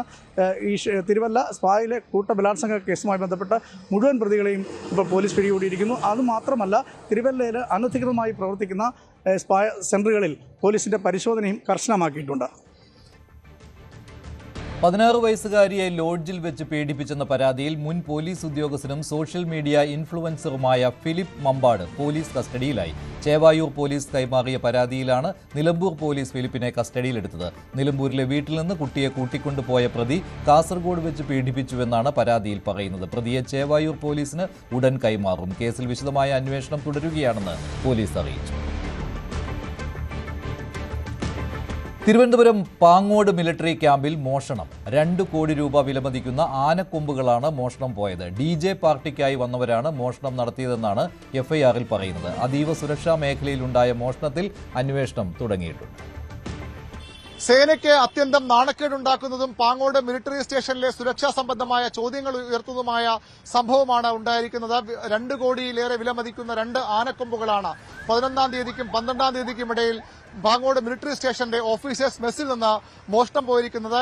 സേന അതീവ രഹസ്യമായി ഇക്കാര്യം സൂക്ഷിക്കുകയാണ്. പക്ഷേ പൂജപ്പുര പോലീസ് FIR രജിസ്റ്റർ ചെയ്തതോടുകൂടിയാണ് വിവരം പുറത്തറിയുന്നത്. പൂർണ്ണമായും പോലീസിന്റെ അന്വേഷണത്തിലാണ് ഈ സംഭവം ഇപ്പോൾ ഉള്ളത്. സേന ഇതുമായി ബന്ധപ്പെട്ട രഹസ്യാന്വേഷണവും ആരംഭിച്ചിട്ടുണ്ടെന്ന് നമുക്ക് ലഭിക്കുന്ന സൂചനകൾ. 18 പേരെ കേന്ദ്രീകരിച്ചാണ് ഇപ്പോൾ അന്വേഷണം മുന്നോട്ട് പോകുന്നത്. ഓഫീസേഴ്സിന്റെ ഒരു ഗെറ്റ് ടുഗദറുമായി ബന്ധപ്പെട്ട് 18 പേരുടെ ഒരു സംഘം അവിടെ DJ പാർട്ടി നടത്താനായി എത്തിയിരുന്നു. ആ സംഘത്തിലേക്കാണ് ഇപ്പോൾ അന്വേഷണം പോകുന്നത്. ഗായകരും അതുപോലെ തന്നെ ഇതിന്റെ അനുബന്ധ സൗകര്യം ഒരുക്കാനെത്തിയ ലൈറ്റ് ആൻഡ് സൗണ്ട് സിസ്റ്റം നടത്തിപ്പുകാരും അടക്കമുള്ളവർക്കെതിരെയാണ് ഇപ്പോൾ അന്വേഷണം മുന്നോട്ട് പോകുന്നത്. അവിടെ പ്രധാനപ്പെട്ട ചോദ്യം ഉയരുന്നത് സേനയിൽ നിന്ന്, പ്രത്യേകിച്ചും മിലിറ്ററി ക്യാമ്പുമായി ബന്ധപ്പെട്ട ആരിൽ സഹായം ഈ തട്ടിപ്പുകാർക്ക് ലഭിച്ചിട്ടുണ്ടോ? വളരെ കൃത്യമായ ആസൂത്രണത്തോടുകൂടി നടത്തിയ തട്ടിപ്പായാണ് അന്വേഷണ സംഘം ഇപ്പോൾ ഇതിനെ കാണുന്നത്. പൂജപ്പുര പോലീസ് FIR രജിസ്റ്റർ ചെയ്ത് അന്വേഷണം ആരംഭിച്ചു. 1929 സേനയ്ക്ക് സർക്കാർ കൈമാറിയ ആനക്കൊമ്പുകളാണ് മോഷണം പോയിരിക്കുന്നത്. ഇത് കൃത്യമായി തന്നെ ഈ മെസ്സിൽ ഇതുണ്ട് എന്നറിഞ്ഞ് അവിടേക്ക് ഇത് മോഷ്ടിക്കാൻ മാത്രമായി ഈ സംഘത്തിലുള്ള ആരെങ്കിലും എത്തിയിട്ടുണ്ടോ? അവർക്ക് ഈ ക്യാമ്പിനുള്ളിൽ നിന്നുള്ള സഹായം, അത് ഒരുപക്ഷെ ഉദ്യോഗസ്ഥരാകാം, അല്ലെങ്കിൽ അവിടുത്തെ കരാർ ജീവനക്കാരാകാം, ആരുടെയെങ്കിലും ഭാഗത്തുനിന്ന് സഹായം ലഭിച്ചിട്ടുണ്ടെന്ന കാര്യമാണ് പ്രധാനമായും അന്വേഷിക്കുക. അതീവ സുരക്ഷാ കേന്ദ്രമാണ്. അവിടേക്ക് കടന്നു പോകാനും എത്താനും അതുപോലെ തന്നെ പുറത്തേക്ക് പോകുമ്പോഴുമൊക്കെ സുരക്ഷാ പരിശോധനകൾക്ക് വിധേയമാകണമെന്നുള്ള ചട്ടമുണ്ട്, രീതിയുണ്ട് അവിടെ. അതെല്ലാം മറികടന്നാണ് 2 കോടിയിൽ പരം വിലയുള്ള ഈ ആനക്കൊമ്പുകൾ മോഷണം പോയിരിക്കുന്നത്. അത്യന്തം നാണക്കേട്, വലിയൊരു നാണക്കേട് സേനയ്ക്കുണ്ടാക്കുന്ന സംഭവമായി കൂടി ഇത് വിലയിരുത്തപ്പെടുന്നുണ്ട്. ഏതായാലും പോലീസിന്റെ അന്വേഷണമാണ് ഇപ്പോൾ മുന്നോട്ട് പോകുന്നത്. അതിന് സമാന്തരമായി തന്നെ സേനാ വിഭാഗങ്ങളും അന്വേഷണം നടത്തിയേക്കാം. കൊല്ലത്ത് വീണ്ടും സൈബർ തട്ടിപ്പ്. 67-കാരന് 1,65 ലക്ഷത്തിലധികം രൂപയാണ് നഷ്ടമായത്. കുണ്ടറ സ്വദേശിയെ ട്രേഡിംഗിലൂടെ പണം സമ്പാദിക്കാം എന്ന് പറഞ്ഞ് ഫേസ്ബുക്ക് വഴി ബന്ധപ്പെട്ടാണ് ഈ വലിയ തട്ടിപ്പ് നടത്തിയത്. 2025 സെപ്റ്റംബർ മുതൽ ഡിസംബർ വരെയുള്ള മാസങ്ങളിലാണ് 67കാരനിൽ നിന്നും വൻ തുകകൾ കൈക്കലാക്കിയിരിക്കുന്നത്. തട്ടിപ്പിന് ഉപയോഗിച്ചിരിക്കുന്ന സംഘങ്ങൾ വിവിധ ട്രേഡിംഗ് അക്കൗണ്ടുകൾ വഴിയാണ് ഈ പൈസ ഈ 67കാരനിൽ നിന്നും കൈക്കലാക്കിയിരിക്കുന്നത്. ഇതുമായി ബന്ധപ്പെട്ടുള്ള പരാതിയാണ് കൊല്ലം റൂറൽ സൈബർ പോലീസിന് ലഭ്യമായിരിക്കുന്നത്. ഇതുമായി ബന്ധപ്പെട്ടുള്ള അന്വേഷണം ആരംഭിച്ചിട്ടുണ്ട്. മുൻപും സമാനമായ രീതിയിൽ നിരവധി ആൾക്കാർ ഈ തട്ടിപ്പിനിരയായിട്ടുണ്ട്. നിരവധി പരാതികൾ തന്നെ ലഭ്യമായിട്ടുണ്ട്. ഇത് കുണ്ട്ര സ്വദേശിനിയായ 67കാരനിൽ നിന്നാണ് പണം ഇരട്ടിയാക്കി നൽകാം എന്നുള്ള മോഹന വാഗ്ദാനത്തെ തുടർന്ന് സൈബർ സംഘങ്ങൾ പണം കൈക്കലാക്കിയിരിക്കുന്നത്. 1.5 കോടി രൂപയോളം പല അക്കൗണ്ടുകളിൽ വിവിധ സമയങ്ങളിലായിട്ടാണ് ഇയാൾ നിക്ഷേപിച്ചത്. ഇതിൻ്റെ രേഖകൾ പോലീസിന് നൽകിയിട്ടുണ്ട്. ഇതുമായി ബന്ധപ്പെട്ടുള്ള അന്വേഷണം പുരോഗമിക്കുകയാണ്. ആദ്യം 67കാരന് ഫേസ്ബുക്കിൽ ഒരു ലിങ്ക് വരുന്നു. ട്രേഡിംഗ് അക്കൗണ്ടിനെ കുറിച്ചുള്ള ലിങ്കായിരുന്നു. ഇതിൽ ക്ലിക്ക് ചെയ്തപ്പോഴാണ് അവർ ഫേസ്ബുക്ക് വഴി പിന്നീട് വാട്സാപ്പ് വഴിയെല്ലാം ചാറ്റ് ചെയ്തു. നിരവധി ലിങ്കുകൾ അയച്ചു കൊടുത്തു. ഈ വെബ്സൈറ്റുകളിലെല്ലാം തന്നെ രജിസ്റ്റർ ചെയ്യണമെന്ന് ആവശ്യപ്പെട്ടു. 67കാരൻ അതിൽ രജിസ്റ്റർ ചെയ്യുന്നതിനോടൊപ്പം തന്നെ വ്യക്തിപരമായിട്ടുള്ള പല വിവരങ്ങളും അതിൽ കൈമാറുകയും ചെയ്തു. തുടർന്നാണ് ഇവർ അക്കൗണ്ടുകൾ വഴി ഈ പൈസ കൈക്കലാക്കിയത്. ലക്ഷക്കണക്കിന് രൂപയാണ് പല തവണകളിലായിട്ട് അയച്ചു കൊടുത്തത്. ഇതിൻ്റെയൊന്നും തന്നെ രേഖകൾ ഇതുമായി ബന്ധപ്പെട്ട് പിന്നീട് ഇവർ പറഞ്ഞ തരത്തിലുള്ള ട്രേഡിംഗ് അക്കൗണ്ടുകളോ ക്യാഷ് ട്രാൻസാക്ഷൻസുകളോ ഒന്നും തന്നെ നടന്നില്ല. അടച്ചു കൊടുത്ത പൈസ പോലും തിരികെ കിട്ടിയില്ല. നിരന്തരം ഇവർ പണം ആവശ്യപ്പെട്ടുകൊണ്ടേയിരുന്നു എന്നാണ് പറയുന്നത്. അപ്പോൾ തൻ്റെ നിലവിൽ ഇനിയുള്ള പൈസയും നഷ്ടപ്പെടും എന്ന് പേടിച്ചാണ് 67കാരൻ ബാങ്കിൽ പോയി പണം വിഡ്രോ ചെയ്യാൻ നോക്കിയപ്പോൾ അതിൽ പണം എടുക്കാൻ സാധിക്കില്ല എന്നാണ് മറുപടി നൽകിയത്. അപ്പോഴാണ് തനിക്ക് അബദ്ധം പറ്റിയെന്നും അതുപോലെ തന്നെ തട്ടിപ്പിനിരയായി എന്നും തനിക്ക് ബോധ്യമായതെന്നാണ് 67കാരൻ പോലീസിനോട് പറഞ്ഞത്. എന്തായാലും ഇതുമായി ബന്ധപ്പെട്ടുള്ള പരാതിയാണ് പോലീസിൽ ലഭ്യമായിരിക്കുന്നത്. FIR രജിസ്റ്റർ ചെയ്ത് അന്വേഷണം ആരംഭിച്ചിട്ടുണ്ട്. മുൻപും സമാനമായ രീതിയിൽ പല തട്ടിപ്പുകൾ നടന്നിട്ടുണ്ട്. വെർച്വൽ അറസ്റ്റ് വരെയുള്ള സംഭവങ്ങൾ ഉണ്ടായിട്ടുണ്ട്. ഇതിലെല്ലാം കൊട്ടാരക്കര പോലീസ് ഇടപെട്ട് ഒരു ഡോക്ടറെ അടക്കം മോചിപ്പിച്ച തരത്തിലുള്ള വാർത്തകൾ കഴിഞ്ഞ ദിവസങ്ങളിൽ പുറത്തു വന്നിരുന്നു. അതുപോലെ തന്നെ പട്ടാഴി സ്വദേശിനിയുടെ നിന്നും വൻ തുകകൾ നഷ്ടമായ വാർത്തകൾ പുറത്തു വന്നിരുന്നു. ഇതിനെല്ലാം തൊട്ടു പിന്നാലെയാണ് ഇപ്പോൾ കുണ്ട്രയിൽ നിന്നും 67കാരൻ്റെ 1.5 കോടി രൂപയോളം നഷ്ടപ്പെട്ടതായിട്ടുള്ള വാർത്ത പുറത്തു വരുന്നത്. വിനീഷ്, ന്യൂസ് 18 കൊട്ടാരക്കര. പാഠപുസ്തകം നേരത്തെ വിതരണം ചെയ്യുന്നതിനെതിരെ രംഗത്ത് വന്ന രമേശ് ചെന്നിത്തല വെട്ടിലായി. മന്ത്രി വി ശിവൻകുട്ടിയുടേത് തുഗ്ലക് പരിഷ്കാരമാണെന്നും വിദ്യാർത്ഥികൾ ജയിച്ചോ തോറ്റോ എന്നറിയാതെയാണോ പുസ്തകം അച്ചടിക്കുന്നതെന്നുമായിരുന്നു ചെന്നിത്തലയുടെ വിമർശനം. ക്ലാസ്സിലേക്ക് ജയിച്ചോ ഇല്ലയോ അറിയാതെയാണ് പാഠപുസ്തകം കൊടുത്തുകൊണ്ടിരിക്കുന്നത്. 8ാം ക്ലാസ്സിലെ വിദ്യാർത്ഥി 9ാം ക്ലാസ്സിലേക്ക് ജയിച്ചെന്ന് തീരുമാനിച്ചിട്ടില്ലല്ലോ. അതൊക്കെ തീരുമാനിക്കുന്നത് ശിവൻകുട്ടിയാണോ തീരുമാനിക്കുന്നത്? പരീക്ഷ പേപ്പർ നോക്കണ്ടേ അവരെ? 10ലെ കുട്ടി ജയിച്ചല്ലേ 11 പോകാൻ പറ്റും. അവർക്ക് 10ലെ പുസ്തകം കൊടുത്തിട്ട് കാര്യമോ? എന്തെല്ലാം തുഗ്ലക്ക് പരിഷ്കാരമാണ് ആളുകളെ ബോധ്യപ്പെടുത്താണ്. ഞങ്ങൾ പുസ്തകം നേരത്തെ അടിച്ചത്. പുസ്തകം ടെക്സ്റ്റ് ബുക്ക് പ്രിന്റ് നമ്മുടെ തൃക്കാക്കരയിൽ പുസ്തകം അവിടെ അടിക്കുന്നതാണ്. അതെന്താ വലിയ ഭരണ നേട്ടമാണ്. കേരളത്തിൽ നേരത്തെ പുസ്തകം കൊടുത്തിട്ടില്ല. ആദ്യമായിട്ടാണ് പുസ്തകം കൊടുത്തത്. പണ്ടൊക്കെ എഴുത്തോലയിലായിരുന്നു കുട്ടികൾ പഠിച്ചുകൊണ്ടിരുന്നത്. ചെന്നിത്തലയ്ക്കെതിരെ വിമർശനവുമായി മുഖ്യമന്ത്രി പിണറായി വിജയനും മന്ത്രി വി ശിവൻകുട്ടിയും രംഗത്തെത്തി. ചെന്നിത്തലയുടേത് നാടിനു നേരെയുള്ള പരിഹാസമെന്നായിരുന്നു മുഖ്യമന്ത്രിയുടെ മറുപടി. 10 വർഷമായി പാഠപുസ്തകം കൃത്യമായി കിട്ടുന്നുണ്ട്. അങ്ങനെ അല്ലാത്ത ഒരു കാലമുണ്ടായിരുന്നുവെന്നും മുഖ്യമന്ത്രി. 3 മാസം മുൻപേ പാഠപുസ്തകങ്ങൾ നൽകുന്നത് എങ്ങനെ തുഗ്ലക് പരിഷ്കാരമാകുമെന്നായിരുന്നു വി ശിവൻകുട്ടിയുടെ പ്രതികരണം. 2016 തൊട്ട് മുൻപുള്ള കാലമാണ്. ആ കാലത്ത്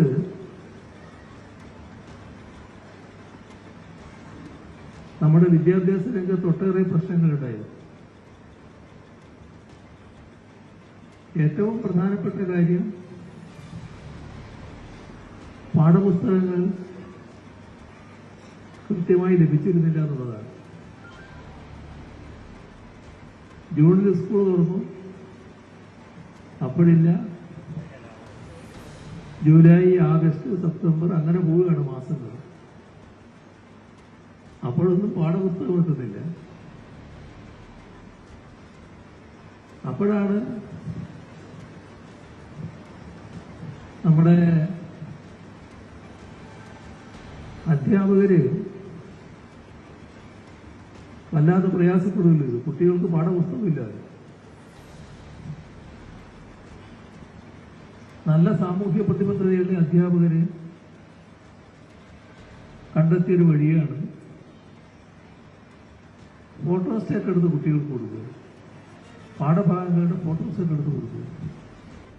സാധാരണഗതിയിൽ മുൻപ് പരീക്ഷയ്ക്ക് പുസ്തകം കിട്ടാത്തതുകൊണ്ട് പാഠപുസ്തകത്തിന്റെ ഫോട്ടോസ്റ്റാറ്റ് എടുത്ത് പഠിച്ച ഒരു കാലഘട്ടം കേരളത്തിൽ ഉണ്ടായിരുന്നു എന്നുള്ള കാര്യം നാം ഓർത്തിരിക്കുന്നു. 2016 മുമ്പുള്ള ഒരു കാലഘട്ടത്തെ പറ്റിയാണ് ഞാനിവിടെ സൂചിപ്പിച്ചത്. അങ്ങനെ 2016 അതിനൊക്കെ തന്നെ നേതൃത്വം കൊടുത്ത ഒരു മഹാൻ ഇത് പറയുകയാണ്, ഇന്ന് നമ്മുടെ കേരളത്തിലെ 43 ലക്ഷത്തോളം വരുന്ന വിദ്യാർത്ഥികൾക്ക് 3 മാസങ്ങൾക്ക് മുമ്പ് പാഠപുസ്തകം കൊടുത്ത് യൂണിഫോം കൊടുത്ത് ചരിത്രം സൃഷ്ടിച്ച ആ സംഭവം ഒട്ടും ഇഷ്ടപ്പെടാതെ ഒരു മഹാൻ പറയുകയാണ്, ഈ കേരളത്തിലെ പാവപ്പെട്ട കുട്ടികളുടെ ഭാവിക്ക് നേരെയുള്ള ഒരു പോർവിളി നടത്തിയിരിക്കുകയാണ്. സർക്കാർ വിദ്യാലയങ്ങളെ ലോക നിലവാരത്തിലേക്ക് ഉയർത്തുമ്പോൾ അതിനെ തുഗ്ലക് പരിഷ്കാരം എന്ന് വിളിക്കുവാൻ ഒരു നേതാവ് ഇന്നിപ്പോൾ തയ്യാറായിരിക്കുന്നു എന്നുള്ളത് ഞാൻ നമ്മുടെ കുട്ടികളെ അറിയിക്കുവാൻ വേണ്ടി ഞാൻ ആഗ്രഹിക്കുകയാണ്. പാഠപുസ്തകങ്ങൾ നേരത്തെ എത്തിക്കുന്നത് കുറ്റമാണെന്നാണ് അദ്ദേഹം പറയുന്നത്. സ്കൂൾ തുറക്കുന്നതിന് മുമ്പ് തന്നെ കുട്ടികളുടെ കയ്യിൽ പുസ്തകവും യൂണിഫോം എത്തിക്കുന്നത് ഭരണപരമായ മികവാണ്. അല്ലാതെ പഴയ കാലഘട്ടത്തെ പോലെ ഓണം കഴിഞ്ഞിട്ടും പുസ്തകത്തിനായി കുട്ടികളെ തെരുവിൽ കാത്തു നിൽക്കുന്ന അനുഭവം ഉണ്ടാകാതിരിക്കുന്നത് നിങ്ങളൊന്ന് ചിന്തിക്കേണ്ടതായിട്ടുണ്ട്. UDF ഭരിച്ചപ്പോൾ ഒരു തവണയാണ് പാഠപുസ്തകം വൈകിയതെന്നും പാഠപുസ്തകം പ്രിന്റ് ചെയ്തു കൊടുക്കുന്നത് ക്രെഡിറ്റായി കാണേണ്ടെന്നുമായിരുന്നു പ്രതിപക്ഷ നേതാവ് VD സതീശന്റെ പ്രതികരണം. ഒരു പ്രാവശ്യത്തെ ആണ് UDF ഭരണകാലത്ത് പാഠപുസ്തകത്തിന്റെ ഒരു ഡിലേ വന്നത്. അത് അതിന്റെ ഓർഡർ കൊടുക്കുന്നത് സംഭവമായിട്ടുള്ള സാങ്കേതിക പ്രശ്നങ്ങൾ കൊണ്ടാണ്. പിന്നെ അത് ഊതി വീർപ്പിച്ച് UDF ഭരിച്ച 5 കൊല്ലവും ഫോട്ടോസ്റ്റാറ്റ് എടുത്താണ് പഠിച്ചതെന്നൊക്കെ അതൊക്കെ പ്രചരണത്തിന് വേണ്ടി പറയുന്ന കാര്യങ്ങളാണ്. ഒരു പ്രാവശ്യം വൈകി. അത് പണ്ട് മുതലേ കൊടുത്തുകൊണ്ടിരിക്കുന്ന പാഠപുസ്തകം പ്രിന്റ് ചെയ്ത് കൊടുക്കുന്നു എന്നുള്ളത് ക്രെഡിറ്റായിട്ട് എടുക്കണ്ട. കൊടുത്ത നല്ല കാര്യം, ഞാൻ അതിനെ വിമർശിക്കൊന്നുമില്ല. അടുത്ത സ്കൂൾ അധ്യയന വർഷത്തേക്കുള്ള പാഠപുസ്തകങ്ങളുടെയും യൂണിഫോമിന്റെയും വിതരണോദ്ഘാടനം തിരുവനന്തപുരം പട്ടം സെന്റ് മേരീസ് സ്കൂളിൽ മുഖ്യമന്ത്രി പിണറായി വിജയൻ നിർവഹിച്ചു. 1 മുതൽ 10ാം ക്ലാസ് വരെയുള്ള വിദ്യാർത്ഥികൾക്കാണ് പാഠപുസ്തകവും യൂണിഫോമും വിതരണം ചെയ്യുന്നത്.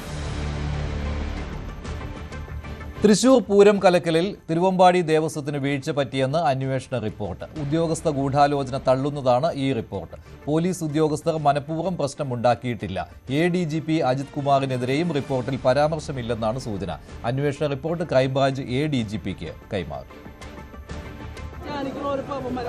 തൃശൂർ പൂരം കലക്കലിൽ ഉദ്യോഗസ്ഥരെ പൂർണ്ണമായും കുറ്റവിമുക്തരാകുന്ന പോലീസ് ഉന്നതരടക്കമുള്ള ഉദ്യോഗസ്ഥരെ പൂർണ്ണമായും കുറ്റവിമുക്തരാകുന്ന റിപ്പോർട്ടാണ് ഇപ്പോൾ കൈമാറിയിരിക്കുന്നത്. ADGP MR അജിത് കുമാറിന്റെ പങ്കിലടക്കം വലിയ രാഷ്ട്രീയ വിവാദമുണ്ടായിരുന്നു. അജിത് കുമാർ പൂരം കലക്കാൻ കൂട്ടുനിന്ന ആരോപണം CPI പരസ്യമായി ഉന്നയിച്ചതാണ്.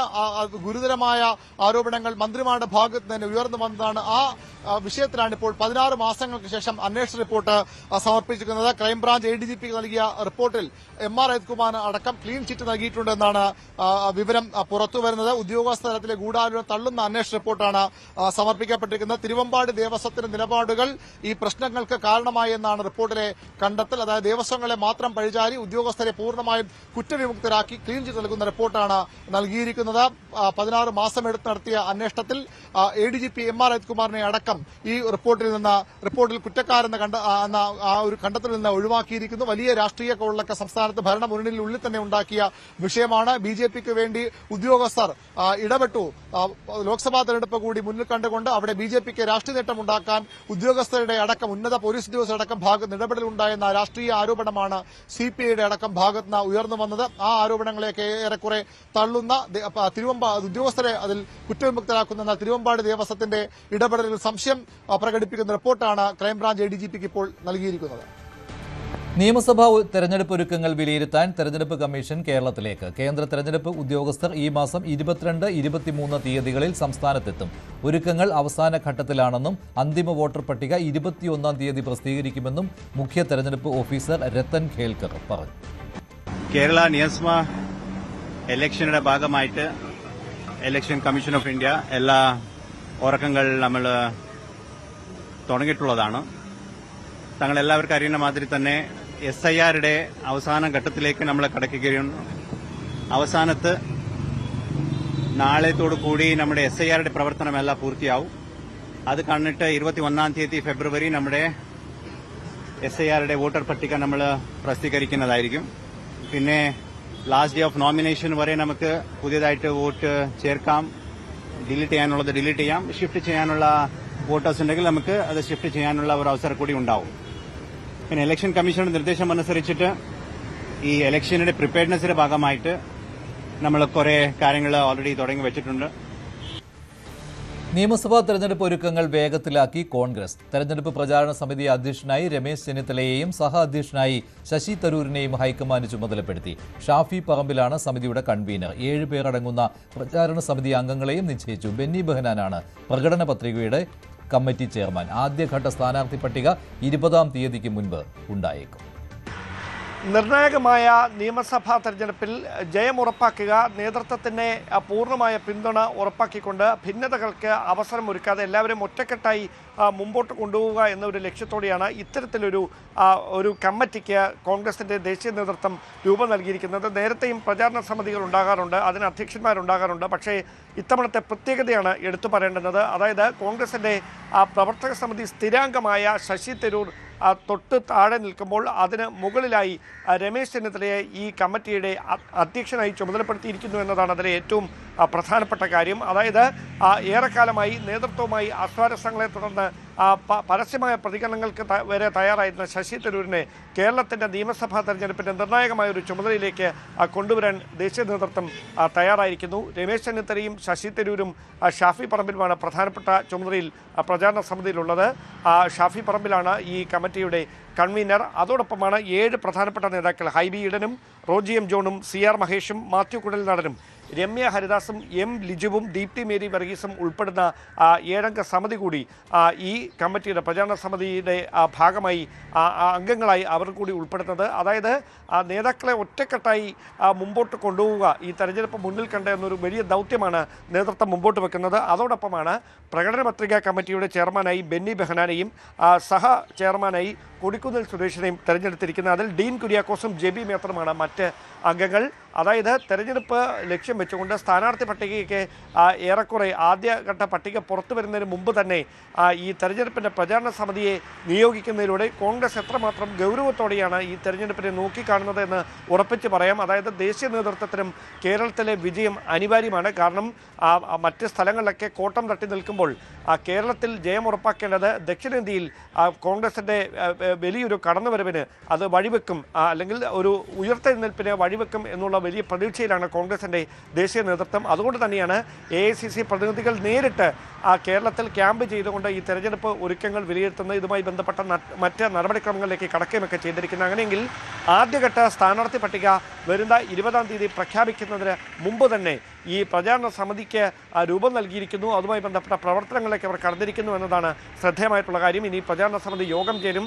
അവിടെ രമേശ് ചെന്നിത്തലയെ ഈ ഒരു തെരഞ്ഞെടുപ്പിൻ്റെ നിർണായകമായ ചുമതല കൈമാറുന്നതിലൂടെ വലിയ തരത്തിൽ, അതായത് കോൺഗ്രസിനെ ആര് നയിക്കും എന്ന തരത്തിലുള്ള ചർച്ചകൾ ഒരു വശത്ത് പുരോഗമിക്കുന്നുണ്ട്.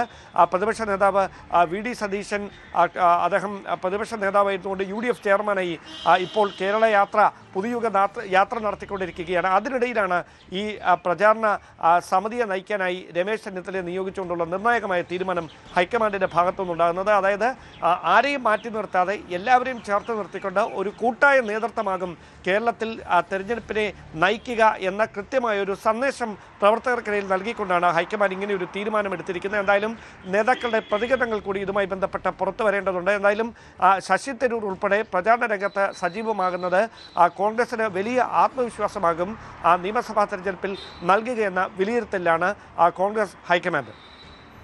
കോൺഗ്രസ് നേരത്തെ മുഖ്യമന്ത്രിയെ തീരുമാനിക്കില്ലെന്ന് രമേശ് ചെന്നിത്തല. എല്ലാവരെയും കൂട്ടിയോജിപ്പിച്ചുകൊണ്ട് KPCC പ്രസിഡന്റ് സണ്ണി ജോസഫ് മികച്ച പ്രകടനമാണ് നടത്തുന്നതെന്നും രമേശ് ചെന്നിത്തല. ഞങ്ങൾ നേരത്തെ മുഖ്യമന്ത്രി സ്ഥാനാർത്ഥിയെ പ്രഖ്യാപിക്കാറില്ല. കോൺഗ്രസ് ഹൈക്കമാൻഡ് തെരഞ്ഞെടുപ്പ് കഴിഞ്ഞത് അവർ തീരുമാനിക്കുമെന്ന് രാഹുൽ ഗാന്ധിയുടെ യോഗത്തിൽ വെച്ച് തന്നെ തീരുമാനിക്കപ്പെട്ടിട്ടുള്ള കാര്യം. അങ്ങനെ ഒരു തർക്കമോ ചർച്ചയോ ഇപ്പോൾ ഇല്ല. ഇപ്പൊ ഞങ്ങളുടെ മുമ്പിലുള്ള അജണ്ട കേരളത്തിലെ മുഴുവൻ കോൺഗ്രസ് UDF പ്രവർത്തകരെയും ഒരു കുടക്കീഴിലാക്കിക്കൊണ്ട് ഒരു ഭരണമാറ്റത്തിന് വേണ്ടിയിട്ട് സർവസജ്ജരായി പ്രവർത്തന രംഗത്ത് ഇറങ്ങാവുന്നതാണ്. എല്ലാവരും ഒരു മനസ്സോടെ പ്രവർത്തിക്കാനുള്ളതാണ്. പ്രചരണ സമിതിയുടെ ചെയർമാൻ എന്ന നിലയിൽ എന്റെ ഉത്തരവാദിത്വം അതാണ്. എല്ലാവരെയും യോജിപ്പിച്ചുകൊണ്ട് ഒരു കുടക്കീഴിൽ അണിനിരത്തിക്കൊണ്ട് ആർക്കെങ്കിലും അഭിപ്രായ വ്യത്യാസം ഉണ്ടെങ്കിൽ അവരെല്ലാം പറഞ്ഞ് യോജിപ്പിച്ച് സമൂഹത്തിലെ എല്ലാ വിഭാഗങ്ങളെയും യോജിപ്പിച്ചുകൊണ്ടുള്ള ഒരു ജനകീയ മുന്നേറ്റമാണ് കോൺഗ്രസ് ഹൈക്കമാൻഡ് ആഗ്രഹിക്കുന്നത്. അതിനു വേണ്ടിയിട്ടാണ് ഞങ്ങൾ എല്ലാവരും പ്രവർത്തിക്കുന്നത്. കേരള കോൺഗ്രസ് ചെയർമാൻ ജോസ് കെ മാണിയെ വീണ്ടും തിരുത്തി പാർട്ടി മന്ത്രി റോഷി അഗസ്റ്റിൻ. ജോസ് കെ മാണി പാലയിൽ തന്നെ മത്സരിക്കുമെന്ന് റോഷി. ലീഡർഷിപ്പ് ഏബിൾ ആണെന്ന് കണ്ടാലേ ജനം കൂടെ നിൽക്കൂ എന്നും ചെയർമാൻ മത്സരിക്കുമെന്ന് പറയുന്നതാണ് കോൺഫിഡൻസ് എന്നും റോഷി അഗസ്റ്റിൻ പറഞ്ഞു. എന്നാൽ സിറ്റിംഗ് MLA-മാരോ താനോ വീണ്ടും മത്സരിക്കുന്നതിലെ തീരുമാനമായിട്ടില്ലെന്നായിരുന്നു ജോസ് കെ മാണിയുടെ മറുപടി. ഞങ്ങളുടെ ചെയർമാൻ മത്സരിക്കും. ഒരു പാർട്ടിക്ക് എന്താ ആവശ്യം? പാർട്ടിക്ക് വേണ്ടത് പാർട്ടിയുടെ ലീഡർഷിപ്പാണ്. ലീഡർഷിപ്പ് ഏബിൾ ആണെന്ന് കണ്ടാലേ ജനങ്ങളെ കൂടെ നിൽക്കുള്ളൂ. പിന്നെ ഞങ്ങളെന്താ പിന്നെ അങ്ങ് വാർണിക്കുക? കേരള പാർട്ടിയുടെ ചെയർമാൻ അത് ലീഡർഷിപ്പ് തന്നെ ഉണ്ടാവും, മത്സരിക്കും എന്ന് പറയുന്നതാണ് കോൺഫിഡൻസ്. അത് ഞങ്ങളുടെ ജനങ്ങളുടെ അംഗീകാരം. ഇപ്പോൾ ഇരിക്കുന്ന MLA-മാർ പോലും അവർ തന്നെയാണോ എന്ന് നമുക്ക് പറയാൻ പറ്റില്ല. ഞാൻ ഉൾപ്പെടെ ഇപ്പോൾ മത്സരിക്കുമെന്ന് പറയാൻ പറ്റില്ല. അതെല്ലാം നമ്മൾ പാർട്ടി ചർച്ചയ്ക്ക് ശേഷം പാർട്ടി ആലോചിച്ച് തീരുമാനിക്കും. നേരത്തെ കഴിഞ്ഞ ദിവസം ജോസ് കെ മാണിയുടെ കയ്യിൽ നിന്ന് മൈക്ക് പിടിച്ചു വാങ്ങി ഇതേ കാര്യം റോഷി അഗസ്റ്റിൻ പറഞ്ഞതാണ് ജോസ് കെ മാണി മത്സരിക്കും എന്നുള്ള കാര്യം. ഇപ്പോൾ വീണ്ടും ജോസ് കെ മാണിയെ തിരുത്തിക്കൊണ്ട് റോഷി അഗസ്റ്റിൻ രംഗത്തെത്തിയിരിക്കുകയാണ്. വിവരങ്ങളുമായി പൊളിറ്റിക്കൽ ഡെസ്കിൽ നിന്ന് ആർ കിരൺ ബാബു ചേരുന്നു. കിരൺ, ഇപ്പോൾ പാർട്ടിയിൽ സൂപ്പർ ചെയർമാൻ എന്ന രീതിയിലേക്ക് റോഷി അഗസ്റ്റിൻ മാറുന്നോ എന്നുള്ള സംശയമാണല്ലോ ഇതിലൂടെ വീണ്ടും വെളിവായിക്കൊണ്ടിരിക്കുന്നത്. ഒന്നല്ല, രണ്ടാം തവണയാണ് ഇക്കാര്യം റോഷി പറയുന്നത്. മഞ്ജുഷ, കുറ്റ്യാടിയിൽ കോൺഗ്രസ്സുകാർ സ്നേഹത്തള്ള് എന്നൊക്കെ പറഞ്ഞ മട്ടിൽ ചിലപ്പോൾ കേരള കോൺഗ്രസ്സുകാർ വിശദീകരിക്കുമായിരിക്കും. പക്ഷേ പ്രധാനപ്പെട്ട ഒരു വിഷയം, കഴിഞ്ഞ ദിവസം ജോസ് കെ മാണിയിൽ നിന്ന്, പാർട്ടി ചെയർമാൻ ജോസ് കെ മാണിയിൽ നിന്ന് മൈക്ക് പിടിച്ചു വാങ്ങി റോഷി അഗസ്റ്റിൻ, പാർട്ടിയുടെ മന്ത്രി, പറയുന്നു പാലയിൽ ജോസ് കെ മാണി മത്സരിക്കുമെന്ന് പറഞ്ഞു. അതിന് ജോസ് കെ മാണി നൽകിയ ഒരു മറുപടി അത് സ്നേഹക്കൂടുതൽ കൊണ്ടാണ്. അതിനൊപ്പം നൽകിയത് റോഷി അഗസ്റ്റിൻ യുവജന സംഘടന വഴി വന്ന ആളാണ്, അതുകൊണ്ട് തന്നെ അദ്ദേഹത്തിന് ഇച്ചിരി വികാരപരമായിട്ടൊക്കെ സംസാരിക്കുന്ന ആളാണ്, അതിനെ ആ തരത്തിൽ കണ്ടാൽ മതി. റോഷി അഗസ്റ്റിൻ അങ്ങനെ ഒരു വികാരപരമായിട്ടൊക്കെ പറയുന്ന, അല്ലെങ്കിൽ അത്രത്തോളം പക്വത എത്താത്ത ഒരു നേതാവ് എന്നൊരു പരോക്ഷ സൂചന റോഷി അഗസ്റ്റിൻ സ്നേഹത്തിലാണ് പറഞ്ഞതെങ്കിൽ പോലും പക്വതയോടുകൂടിയല്ല കാര്യങ്ങൾ പലപ്പോഴും കൈകാര്യം ചെയ്യുന്നത് എന്നുള്ളൊരു പരോക്ഷമായ വിമർശനം കൂടി എന്തായാലും അതിലുണ്ടായിരുന്നു. ഇന്ന് റോഷി അഗസ്റ്റിൻ്റെ മറുപടിയിൽ നിന്ന് അത് വളരെ വ്യക്തമാണ്. റോഷി എന്തായാലും ആ തരത്തിൽ തന്നെയാണ് അത് എടുത്തിരിക്കുന്നതെന്ന് വ്യക്തമാണ്. പാർട്ടിയുടെ ചെയർമാൻ മത്സരിക്കും എന്ന് പറയാനുള്ള കാരണം ലീഡർഷിപ്പ് ഏബിൾ ആണ് എന്നത് തെളിയിക്കേണ്ടതുണ്ട്. എങ്കിൽ മാത്രമേ ജനങ്ങൾ കൂടെ നിൽക്കൂ. അതിന് ലീഡർഷിപ്പ് ഏബിൾ ആണ് തെളിയിക്കണം എന്ന് പറയുന്നു. പാർട്ടിയുടെ ലീഡർഷിപ്പ് എന്ന് പറയുമ്പോൾ അത് ജോസ് കെ മാണിയാണ്. ജോസ് കെ മാണി ഏബിൾ ആണ് തെളിയിച്ചാൽ മാത്രമേ ജനങ്ങൾ കൂടെ നിൽക്കുന്നു എന്ന് പറയുന്നു. രണ്ടാമത് ചെയർമാൻ മത്സരിക്കണം. പാർട്ടിക്ക് എന്താ ചെയർമാൻ ഇല്ലേ, പാർട്ടി ഞങ്ങൾ അനാഥരല്ലോ എന്ന് ചോദിച്ചിട്ട് പാർട്ടി ചെയർമാൻ മത്സരിക്കും എന്ന് പറയുന്നതല്ലേ കോൺഫിഡൻസ് എന്ന് പറയുന്നു. അപ്പോൾ അത്ര ഒരു കോൺഫിഡൻസ് ഇദ്ദേഹത്തിനുണ്ടോ, ജോസ് കെ മാണിക്കുണ്ടോ എന്നതും വേണമെങ്കിൽ നമുക്ക് വ്യാഖ്യാനിക്കാം. അതിനെല്ലാം അപ്പുറം അതിനുശേഷം പിന്നീട് റോഷി അഗസ്റ്റിൻ പറയുന്നതാണ് പ്രധാനം. ഞാൻ 6 തവണ തെരഞ്ഞെടുപ്പിൽ മത്സരിച്ച ആളാണ്, 5 തവണ ഇടുക്കിയിൽ നിന്ന് മത്സരിച്ച ആളാണ്. ഞാൻ വളരെ ചെറുപ്പത്തിൽ തന്നെ മാണി സാറിനൊപ്പം രാഷ്ട്രീയ പ്രവർത്തനം തുടങ്ങിയതാണ്. അദ്ദേഹം പിന്നീട് പറയുന്നുണ്ട് KM മാണിയെ വിട്ടുള്ള നിലപാടൊന്നും തനിക്കില്ല എന്നൊക്കെ പറയുമ്പോഴും ജോസ് കെ മാണിയേക്കാൾ എത്രയോ മുമ്പ് രാഷ്ട്രീയ പ്രവർത്തനം തുടങ്ങിയ ആളാണ് ഞാൻ. 6 തവണ തെരഞ്ഞെടുപ്പിൽ മത്സരിച്ച് വിജയിച്ചതിൻ്റെയൊക്കെ പാരമ്പര്യം അല്ലെങ്കിൽ അത്തരം ഒരു അനുഭവ തഴക്കമുള്ള ആളാണ് ഞാൻ. ഏതെങ്കിലും തരത്തിൽ വൈകാരികമായി പറഞ്ഞാൽ അത് വാക്ക് വീണ്ടും എടുത്തു പറയുന്നുണ്ട്. ഞാനങ്ങനെ പെട്ടെന്ന് പറഞ്ഞതൊന്നുമല്ല, ആലോചിച്ചു തന്നെയാണ് പറയുന്നത് എന്ന് അദ്ദേഹം വളരെ കൃത്യമായി തന്നെ പറയുന്നുണ്ട്. അപ്പോൾ നിങ്ങൾക്ക് ബോധ്യമായി കാണുമല്ലോ, പൂർണ്ണമായും പാർട്ടി ചെയർമാൻ ജോസ് കെ മാണിയുടെ വാക്കുകളെ റോഷി അഗസ്റ്റിൻ തള്ളിക്കളയുക തന്നെയാണ്. നമ്മൾ തുടക്കത്തിൽ പറഞ്ഞതുപോലെ ഇനി സ്നേഹത്തള്ളാണ് ഇത് എന്നൊക്കെ പറഞ്ഞ് കൈവിട്ട് പോയി കഴിഞ്ഞാൽ അങ്ങനെയൊക്കെ പറയുന്നത് പോലെ ജോസ് കെ മാണിക്ക് വീണ്ടും അങ്ങനെ തന്നെ പറയേണ്ടി വരും. എന്തായാലും ജോസ് കെ മാണി അവിടെ മത്സരിക്കുമെന്ന് തന്നെ റോഷി അഗസ്റ്റിൻ ഉറപ്പിച്ച് പറയുന്നു. ഇതിന് മറുപടിയായി ജോസ് കെ മാണി പറയുന്ന വാക്കുകൾ മറ്റ് ചിലത് കൂടിയുണ്ട്. സിറ്റിംഗ് MLA-മാരിൽ ആരൊക്കെ മത്സരിക്കുമെന്നതിൽ പോലും തീരുമാനമായിട്ടില്ല എന്ന് പറയുന്നു. റോഷി അഗസ്റ്റിൻ അടക്കം സിറ്റിംഗ് MLA ആണ്. റോഷി അഗസ്റ്റിൻ ഇടുക്കിയിൽ തന്നെ മത്സരിക്കാൻ വീണ്ടും ആഗ്രഹിക്കുന്നു. അദ്ദേഹം അവിടെ തന്നെ മത്സരിക്കുമെന്ന് തീരുമാനിച്ചുറപ്പിച്ച് നിൽക്കുകയാണ്. താനും സിറ്റിംഗ് MLA-മാരും എവിടെ മത്സരിക്കണോ അല്ലെങ്കിൽ മത്സരിക്കണോ എന്നതിൽ പാർട്ടി പിന്നീട് തീരുമാനം എടുത്തുള്ളൂ എന്ന് പറയുന്നു. ഡയറക്റ്റായി രണ്ടുപേരും അങ്ങോട്ടും ഇങ്ങോട്ടും ഒന്നും പറയുന്നില്ല എങ്കിൽ പോലും അവരുടെ വാക്കുകളിൽ പരസ്പരമുള്ള ചെറുതെങ്കിലുമുള്ള നീരസം വളരെ വ്യക്തമാണ്. എന്തായാലും അത്ര വൈകാര്യമായ ഒരു പ്രകടനം തന്നെയാണ് രണ്ട് നേതാക്കളും നടത്തിയത് എന്ന് വേണമെങ്കിൽ പറയാം. ശരി, ആർ കിരൺ ബാബുവാണ് വിവരങ്ങൾ നൽകിയത്. പുതുപ്പള്ളി പള്ളിയിലെ ഉമ്മൻചാണ്ടിയുടെ കല്ലറയിൽ LDF ജാഥയുടെ ഫ്ലക്സ് വെച്ച് സാമൂഹ്യ മാധ്യമങ്ങളിലൂടെ പ്രചരിപ്പിച്ചതിൽ വിവാദം. മരിച്ചതിന് ശേഷം കല്ലറയുടെ മുന്നിൽ വന്ന് അപമാനിക്കാൻ ശ്രമിക്കുന്നുവെന്ന് കോൺഗ്രസ് ആരോപിച്ചു. എന്നാൽ ഫ്ലക്സ് വെച്ചത് ആരാണെന്ന് അന്വേഷിക്കണം എന്ന ആവശ്യവുമായി CPM-ഉം രംഗത്തെത്തി. ഫ്ലക്സ് വെച്ചവർക്ക് പിന്നിൽ ആരെങ്കിലും ഉണ്ടെങ്കിൽ അത് UDF ആയിരിക്കുമെന്ന് CPM കോട്ടയം ജില്ലാ സെക്രട്ടറി TR രഘുനാഥ് ആരോപിച്ചു. വിവാദമാക്കുന്നതിന് വേണ്ടിയാണ് കോൺഗ്രസും UDF-ഉം ബോധപൂർവം ശ്രമിച്ചത് എന്നത് ഇപ്പോൾ വളരെ വ്യക്തമാവുകയാണ്. ഇവിടെ CPM-ന്റെ പുതുപ്പള്ളി ലോക്കൽ സെക്രട്ടറിയാണ് പോലീസിന് പരാതി നൽകിയത്. വസ്തുനിഷ്ഠമായിട്ട് അന്വേഷിക്കണം, പ്രതിയെ പിടികൂടണം എന്നാവശ്യപ്പെട്ടുകൊണ്ട്. ബഹുമാനപ്പെട്ട ഉമ്മൻചാണ്ടിയുടെ ശവക്കല്ലറയിൽ കൊണ്ടുവെക്കുന്നത് എന്ത് നേട്ടം ഞങ്ങൾക്കുണ്ടാവും? ഇത് തികച്ചും രാഷ്ട്രീയ പ്രേരിതമായ മുതലെടുപ്പിന് വേണ്ടിയുള്ള UDF-ന്റെ വില കുറഞ്ഞ തന്ത്രമാണ്. ഇത് ആളുകൾ അത്ര ധാരണയില്ലാത്തവരൊന്നുമല്ല. ദേശീയ പണിമുടക്കിനെ എതിർക്കുന്നത് BJP അനുകൂല നിലപാടുള്ളവരും VD സതീശിനെ പോലെയുള്ള കോൺഗ്രസുകാരും മാത്രമാണെന്ന് CPM സംസ്ഥാന സെക്രട്ടറി MV ഗോവിന്ദൻ. കോൺഗ്രസ് വലതുപക്ഷത്തിന്റെ ആശ്രയം സമരവുമായി സഹകരിച്ച് INTUC STU പ്രവർത്തകരെ അപമാനിക്കുകയാണ് സതീശൻ ചെയ്തതെന്നും MV ഗോവിന്ദൻ കുറ്റപ്പെടുത്തി. മുഖ്യമന്ത്രിയെ പരിഹസിച്ച രമേശ് ചെന്നിത്തല വീണ്ടും ഭരിച്ചു കളയും എന്ന വാശിയോടെ പ്രവർത്തിക്കുകയാണ് മുഖ്യമന്ത്രി. നാടുനീള ബോർഡുകൾ വെച്ച് കബളിപ്പിക്കുകയാണ്. ഇതൊന്നും ജനങ്ങൾ വിശ്വസിക്കാൻ പോകുന്നില്ലെന്നും ചെന്നിത്തല. അദ്ദേഹം വീണ്ടും ഒരിക്കൽ കൂടി നമ്മളെ ഭരിച്ചു കളയും എന്നുള്ള വാശിയോടുകൂടി പ്രവർത്തിക്കുകയാണ്. കോടിക്കണക്കിന് രൂപ കേരള സർക്കാരിൻ്റെ നമ്മുടെ പണം, ജനങ്ങളുടെ പണം എടുത്ത് KSRTC ബസ്സിൽ പരസ്യം കൊടുക്കുകയും നാടുനീള ഈ വലിയ വലിയ ഹോർഡിങ്ങുകൾ വെക്കുകയും ജനങ്ങളെ കബളിപ്പിക്കാൻ ശ്രമിക്കുകയും ചെയ്യുകയാണ്. ഈ ഭരണ തകർച്ച വൈറ്റ് വാഷ് ചെയ്യാൻ വേണ്ടിയിട്ടാണ് ഈ പരസ്യങ്ങളെല്ലാം കൊടുത്തുകൊണ്ടിരിക്കുന്നത്. ഇതൊന്നും ജനങ്ങൾ വിശ്വസിക്കാൻ പോകുന്നില്ല. കർണാടകത്തിലെ ഹോസ്കോട്ടിൽ വാഹനാപകടത്തിൽ 6 മലയാളികൾ ഉൾപ്പെടെ 7 പേർക്ക് ദാരുണാന്ത്യം. ലോറിയും കാറും ബൈക്കും കൂട്ടിയിടിച്ചാണ് അപകടം. ബൈക്ക് യാത്രികനെ ഇടിച്ചു വീഴ്ത്തിയ ലോറിയുടെ പിന്നിൽ കാർ ഇടിച്ച് കയറുകയായിരുന്നു. അശ്വിൻ നായർ, അർഹാബ് നായർ, അയാൻ, ഭരത്, ഏതൻ ജോർജ്, കരൺ എന്നിവരാണ് മരിച്ചത്. ബംഗളൂരുവിലെ RVCMR കോളേജുകളിലെ വിദ്യാർത്ഥികളാണ് ഇവർ. ബൈക്ക് യാത്രികനായ ഗഗൻ സംഭവ സ്ഥലത്ത് വെച്ച് തന്നെ മരിച്ചു. മൂവാറ്റുപുഴ കൂത്താട്ടുകുളം MC റോഡിൽ വാഹനാപകടത്തിൽ ബൈക്ക് യാത്രികന് ദാരുണാന്ത്യം. അഞ്ചൽപ്പെട്ടി സ്വദേശി റോയ് വർഗീസാണ് മരിച്ചത്.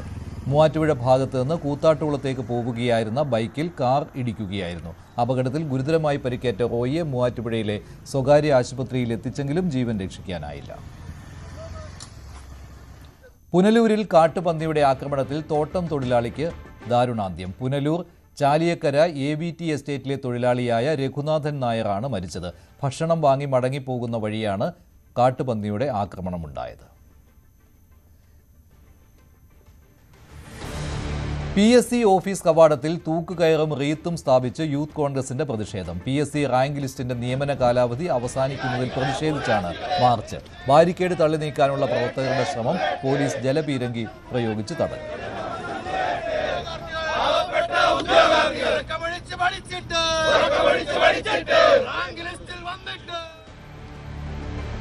ഇനി സ്വർണം വെള്ളി നിരക്കുകൾ കൂടി നോക്കാം.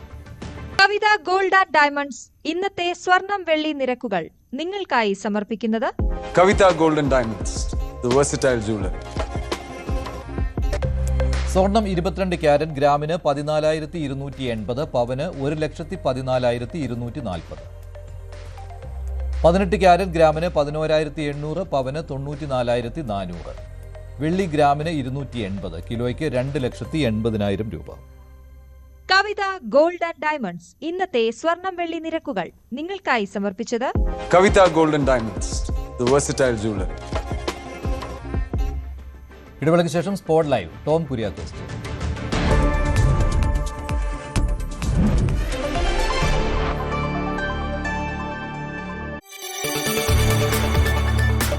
കൂടുതൽ വാർത്തകൾക്ക് News 18 Keralam YouTube channel subscribe ചെയ്യുക.